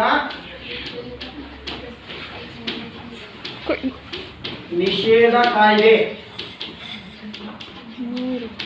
ಬಾಲ ಕಾರ್ಮಿಕತೆಯನ್ನ ತಡೆಗಟ್ಟಲಿಕ್ಕೆ ಬಾಲ ಕಾರ್ಮಿಕ ನಿಷೇಧ ಕಾಯ್ದೆಯನ್ನ ಜಾರಿಗೆ ತರಲಾಗಿದೆ. ಈ ಕಾಯ್ದೆಯ ಅನ್ವಯ ಯಾರಾದರೂ ಈ ಶಾಸನವನ್ನ ಉಲ್ಲಂಘಿಸಿದ್ರೆ ಅದು ಶಿಕ್ಷಾರ್ಹ ಅಪರಾಧ. ಬಾಲ ಕಾರ್ಮಿಕ ನಿಷೇಧ ಕಾಯ್ದೆಯನ್ನ ಏನ್ ಜಾರಿಗೆ ತಂದಿದ್ರೆ ಇದನ್ನ ಯಾರಾದರೂ ಉಲ್ಲಂಘಿಸಿದ್ರೆ ಅವರು ಶಿಕ್ಷಾರ್ಹ ಅಪರಾಧ. ಈ ಕಾಯ್ದೆ 1986ರಲ್ಲಿ ಜಾರಿಗೆ ಬಂತು ಮಕ್ಕಳೇ. ಎಷ್ಟರಲ್ಲಿ ಜಾರಿಗೆ ಬಂತು? 86ರಲ್ಲಿ ಜಾರಿಗೆ ಬಂತು. ಈ ಕಾಯ್ದೆಯನ್ನು ಯಾರಾದರೂ ಉಲ್ಲಂಘಿಸಿದ್ರೆ ಅವರಿಗೆ ಶಿಕ್ಷಾರ್ಹ ಅಪರಾಧ. ಈ ಕಾಯ್ದೆಯ ಅನ್ವಯ ಅವರಿಗೆ 20,000 ದಂಡ ಹಾಗೂ ಅವರ ಈ ಒಂದು ಈಗ ಹೇಳಿದ್ರಲ್ಲ ಕಲ್ಯಾಣ ನಿಧಿ, ಬಾಲ ಕಾರ್ಮಿಕರ ಪುನರ್ವಸತಿ ಕಲ್ಯಾಣ ನಿಧಿಗೆ ಯಾರು ಈ ಶಾಸನವನ್ನ ಉಲ್ಲಂಘಿಸ್ತಾರೆ ಅವರು 20,000 ರೂಗಳ ದಂಡವನ್ನ ಕಟ್ಟಬೇಕು. ಬಾಲ ಕಾರ್ಮಿಕರ ಪುನರ್ವಸತಿ ಕಲ್ಯಾಣ ನಿಧಿಗೆ 20,000 ರು ದಂಡಗಳನ್ನ ಕಟ್ಟಬೇಕು. ಈ ಶಾಸನ ಉಲ್ಲಂಘಿಸಿದವರು ಎಷ್ಟು ದಂಡ ಕಟ್ಟಬೇಕು? ಉಲ್ಲಂಘಿಸಿದವರು 20,000 ದಂಡವನ್ನ ದಂಡವನ್ನ ಬಾಲ ಕಾರ್ಮಿಕರ ಪುನರ್ವಸತಿ ಕಲ್ಯಾಣ ನಿಧಿಗೆ ಕಟ್ಟಬೇಕು.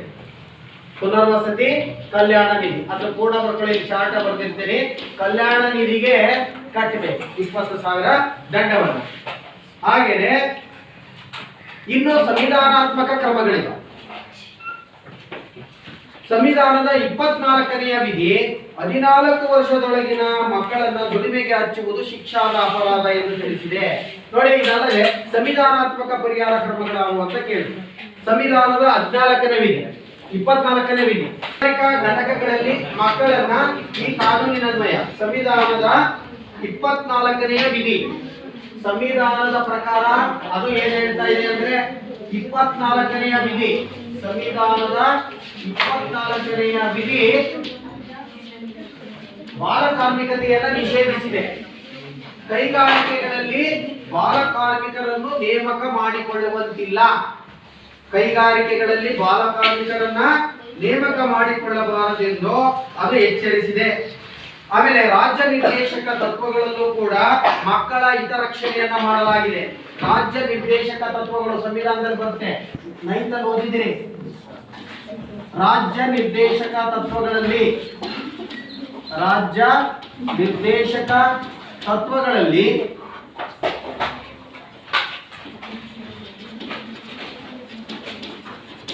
ರಾಜ್ಯ ನಿರ್ದೇಶಕ ತತ್ವಗಳಲ್ಲಿ ಮಕ್ಕಳ ಹಿತರಕ್ಷಣೆ ಮಾಡಲಾಗಿದೆ.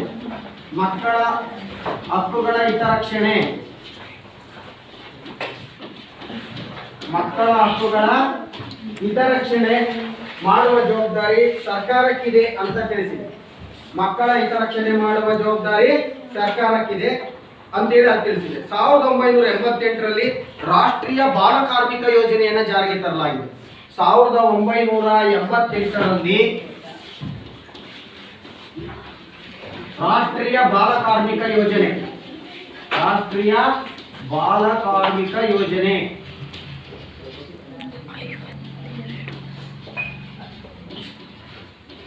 ಬಾಲ ಕಾರ್ಮಿಕ ಯೋಜನೆಯನ್ನ ಜಾರಿಗೆ ತರಲಾಗಿದೆ. ಹಾಗೆ ಕರ್ನಾಟಕದಲ್ಲೂ ಕೂಡ ಅನೇಕ ಕಾರ್ಯಕ್ರಮಗಳನ್ನ ಜಾರಿಗೆ ತರಲಾಗಿದೆ. ಸರ್ವ ಶಿಕ್ಷಾ ಅಭಿಯಾನ್, ಈ ನಿಟ್ಟಿನಲ್ಲಿ ಸರ್ವ ಶಿಕ್ಷಾ ಅಭಿಯಾನ್ ಜಾರಿಗೆ ಬಂದಿದೆ. ಕೂಲಿಯಿಂದ ಶಾಲೆಗೆ ಎನ್ನುವಂತ ಕಾರ್ಯಕ್ರಮ ಜಾರಿಗೆ ಬಂದಿದೆ. ಸರ್ವ ಶಿಕ್ಷಾ ಅಭಿಯಾನದಲ್ಲಿ ಕೂಲಿಯಿಂದ ಶಾಲೆಗೆ ಎನ್ನುವಂತ ಕಾರ್ಯಕ್ರಮವನ್ನು ಜಾರಿಗೆ ತರಲಾಗಿದೆ. ಇದನ್ನೆಲ್ಲ 1 ಮಾರ್ಕ್ಸ್ಗೂ ಕೇಳ್ಬೋದು ಮಕ್ಕಳು. ಸರ್ವ ಶಿಕ್ಷಣ ಅಭಿಯಾನ್ ಅದರಲ್ಲಿ ಕೂಲಿಯಿಂದ. ಆಮೇಲೆ 2009ರಲ್ಲಿ 6ರಿಂದ 14 ವರ್ಷದ ಮಕ್ಕಳಿಗೆ ಉಚಿತ ಶಿಕ್ಷಣ ಹಕ್ಕು ಕಾಯ್ದೆಯನ್ನು ಜಾರಿಗೆ ತರಲಾಗಿದೆ. ಶಿಕ್ಷಣ ಹಕ್ಕು ಕಾಯ್ದೆ RTE ಅಂತೇಳಿ ಕರಿತೀವಿ ನಾವು. 2009ರಲ್ಲಿ ಶಿಕ್ಷಣ ಹಕ್ಕು ಕಾಯ್ದೆಯನ್ನು ಜಾರಿಗೆ ತರಲಾಗಿದೆ. 10ನೇ ಶಿಕ್ಷಣ ಹಕ್ಕು ಕಾಯ್ದೆ ಶಿಕ್ಷಣ ಹಕ್ಕು ಕಾಯ್ದೆ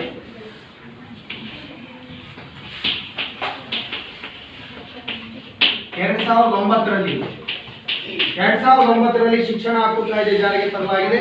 ಇದರ ಪ್ರಕಾರ ಅನುದಾನ ರಹಿತ ಶಿಕ್ಷಣ ಸಂಸ್ಥೆಗಳು, ಖಾಸಗಿ ಶಿಕ್ಷಣ ಸಂಸ್ಥೆಗಳಲ್ಲಿ SC ST ಕಡು ಬಡತನದಲ್ಲಿ ಇರ್ತಕ್ಕಂಥ ಮಕ್ಕಳಿಗೆ 25% ಸೀಟನ್ನ ಉಚಿತವಾಗಿ ಕೊಡಬೇಕು.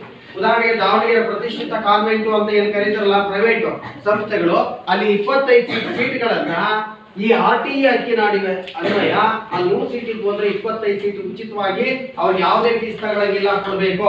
ಇಂಥ ಮಕ್ಕಳ ಶಿಕ್ಷಣಕ್ಕಾಗಿ ಈ ಕಾನೂನನ್ನ ಶಿಕ್ಷಣ ಹಕ್ಕು ಕಾಯ್ದೆ ಜಾರಿಗೆ ತರಲಾಗಿದೆ. ಅದರ ಪ್ರಕಾರ ಶಿಕ್ಷಣ ಹಕ್ಕನ್ನ ಈ ಕಾಯ್ದೆ ಪ್ರತಿಪಾದಿಸಿದೆ.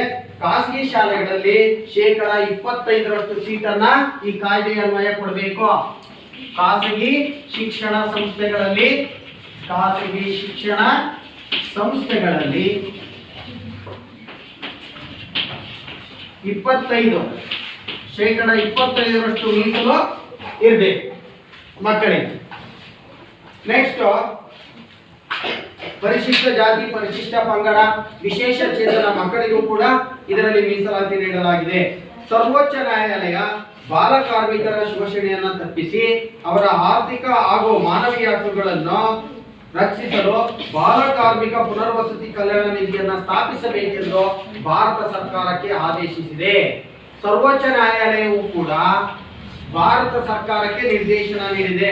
ಬಾಲ ಕಾರ್ಮಿಕರ ಪುನರ್ವಸತಿ ಕಲ್ಯಾಣ ನಿಧಿಯನ್ನು ಸ್ಥಾಪಿಸಬೇಕೆಂದು ಬಾಲ ಕಾರ್ಮಿಕರ ಪುನರ್ವಸತಿ ಕಲ್ಯಾಣ ನಿಧಿಯನ್ನ ಸ್ಥಾಪಿಸಬೇಕೆಂದು ಸರ್ವೋಚ್ಚ ನ್ಯಾಯಾಲಯ ಯಾರಿಗೆ ಆದೇಶಿಸಿದೆ?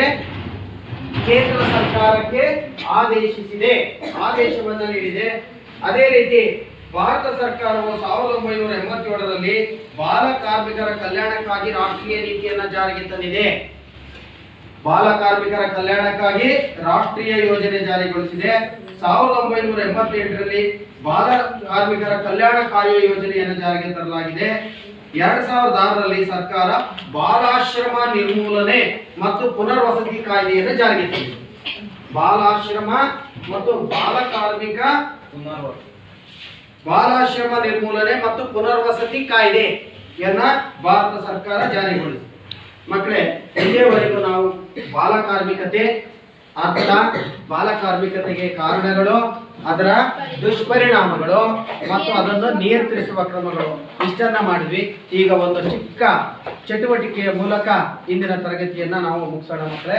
ಈಗ ಒಂದು ಪಿಕ್ ಅಂಡ್ ಸ್ಪೀಚ್ ಮಾಡೋಣ. ಒಂದು 4-5 ಜನ ಇದರಲ್ಲಿ ಬಂದು ಭಾಗವಹಿಸಿ ಎಷ್ಟರ ಮಟ್ಟಿಗೆ ಅರ್ಥ ಮಾಡ್ಕೊಂಡಿದ್ದೀರಿ ನೋಡೋಣ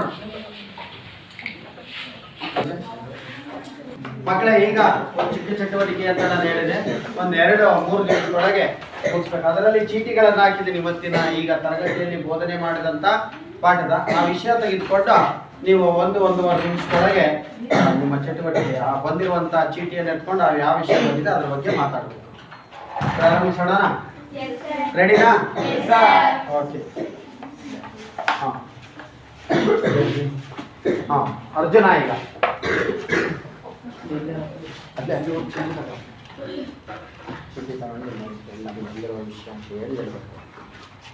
ಈ ಚೀಟಿಯಲ್ಲಿ ಬಂದಿರುವಂತ ವಿಷಯ ಯಾವುದು ಅಂತ ಹೇಳಿ ನೀವು ಮಾತಾಡಬೇಕು.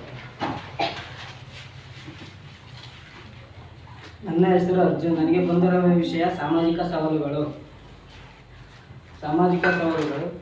ಬಡತನ, ನಿರುದ್ಯೋಗ, ಕೌಟುಂಬಿಕ ಜನಸಂಖ್ಯೆ ಹೆಚ್ಚಳ, ಬಡತನ, ನಿರುದ್ಯೋಗ, ಬಾಲಾಪರಾಧ, ಪೋಷಕರ ಅತಿಯಾದ ನಿಯಂತ್ರಣ, ಭ್ರಷ್ಟಾಚಾರ.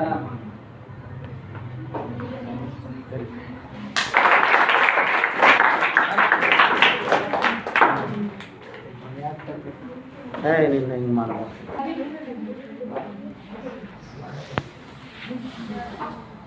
ನನಗೆ ಬಂದಿರುವ ವಿಷಯ ಬಾಲಕಾರ್ಮಿಕರ ಆರ್ಥಿಕ ಸಂಪಾದನೆಗಾಗಿ ದುಡಿಮೆ ಮಾಡುವ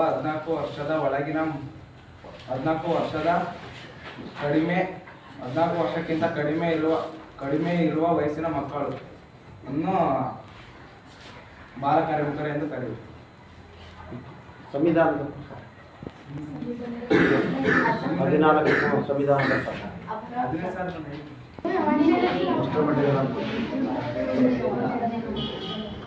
ಸೈಲೆನ್ಸ್. ನನ್ನ ಹೆಸರು ಲಕ್ಷ್ಮಿ. ನನಗೆ ಬಂದಿರುವ ವಿಷಯ ಬಾಲ ಕಾರ್ಮಿಕರ ದುಷ್ಪರಿಣಾಮ, ಅನಾರೋಗ್ಯ, ಪೌಷ್ಟಿಕ ಆಹಾರದ ಕೊರತೆ, ವೈದ್ಯಕೀಯ ಸೌಲಭ್ಯಗಳ ಕೊರತೆ, ಒತ್ತಾಯ ದುರಿತ, ಆರ್ಥಿಕ ಮತ್ತು ಸಾಮಾಜಿಕ ಶೋಷಣೆ, ಮಕ್ಕಳ ಮಾನಸಿಕ ಮತ್ತು ದೈಹಿಕ ಹಿಂಸೆ, ಮಕ್ಕಳ ಆಟ ಆಡುವ ವಯಸ್ಸನ್ನು ಕಸಿದುಕೊಳ್ಳುತ್ತದೆ, ಮಕ್ಕಳ ಬಾಲ್ಯವನ್ನು ಕಸಿದುಕೊಳ್ಳುತ್ತದೆ, ಮಕ್ಕಳ ಬಗ್ಗೆ ಕಾಳಜಿ ಇರುವುದಿಲ್ಲ, ಮಕ್ಕಳನ್ನು ದಿನವಿಡೀ ದುಡಿಸಿಕೊಳ್ಳುತ್ತದೆ. ಮುಂದೆ ಬೇಗ ಹೋಗಿ. ನನ್ನ ಹೆಸರು ಸ್ಪಂದನ. ನನಗೆ ಬಂದಿರುವ ವಿಷಯ ಸಂವಿಧಾನಿಕ ಪರಿಹಾರ ಕ್ರಮಗಳು. ಸಂವಿಧಾನದ 24ನೇ ವಿಧಿಯು 14 ವರ್ಷದ ಮಕ್ಕಳ ದುಡಿಮೆಯನ್ನು ಶಿಕ್ಷಣ ಅಪರಾಧ ಎಂದು ಘೋಷಿಸಿದೆ. ಸಂವಿಧಾನದ ರಾಜ್ಯ ನಿರ್ದೇಶಕ ತತ್ವಗಳಲ್ಲಿ ಸರ್ವ ಶಿಕ್ಷಣ ಅಭಿಯಾನ ಕಾಯ್ದೆಯಲ್ಲಿ ಸ್ಕೂಲಿಂದ ಶಾಲೆಗೆ ಎನ್ನುವ ಕಾರ್ಯಕ್ರಮವನ್ನು ಕಲ್ಪಿಸಿದೆ.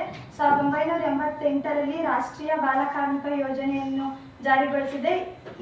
ಇದನ್ನು ರಾಜ್ಯ ಹಂತದಲ್ಲೂ ತಂದಿದೆ. 1987ರಲ್ಲಿ ರಾಷ್ಟ್ರೀಯ ನೀತಿಯನ್ನು ಜಾರಿಗೊಳಿಸಿದೆ.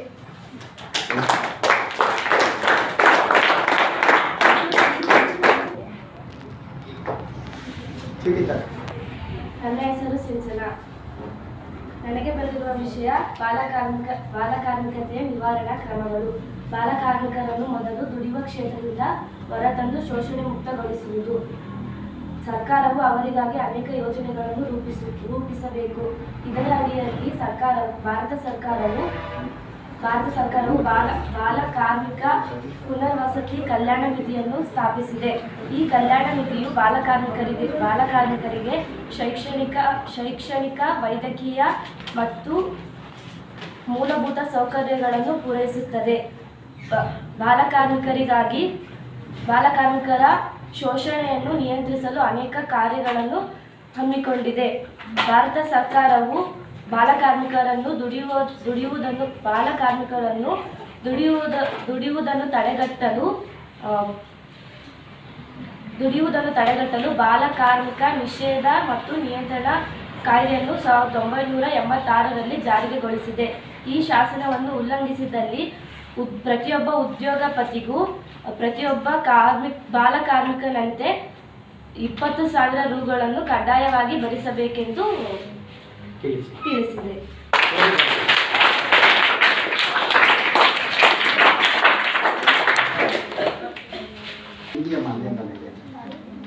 ಮಕ್ಕಳ ಇಲ್ಲಿಯವರೆಗೂ ಸಾಮಾಜಿಕ ಸವಾಲುಗಳು ಈ ಒಂದು ಅಧ್ಯಾಯದಲ್ಲಿ ನಾವು ಬಾಲಕಾರ್ಮಿಕತೆ, ಸಾಮಾಜಿಕ ಸವಾಲುಗಳು ಅನೇಕ ಇದಾವೆ ಅಂತ ತಿಳ್ಕೊಂಡ್ವಿ. ಅದರಲ್ಲಿ ಬಾಲಕಾರ್ಮಿಕತೆ, ಅದಕ್ಕೆ ಕಾರಣಗಳು, ಅದರ ದುಷ್ಪರಿಣಾಮಗಳು, ಅದರ ನಿಯಂತ್ರಣ ಕ್ರಮಗಳನ್ನ ಈ ಅವಧಿಯಲ್ಲಿ ಅಧ್ಯಯನ ಮಾಡಿದ್ವಿ.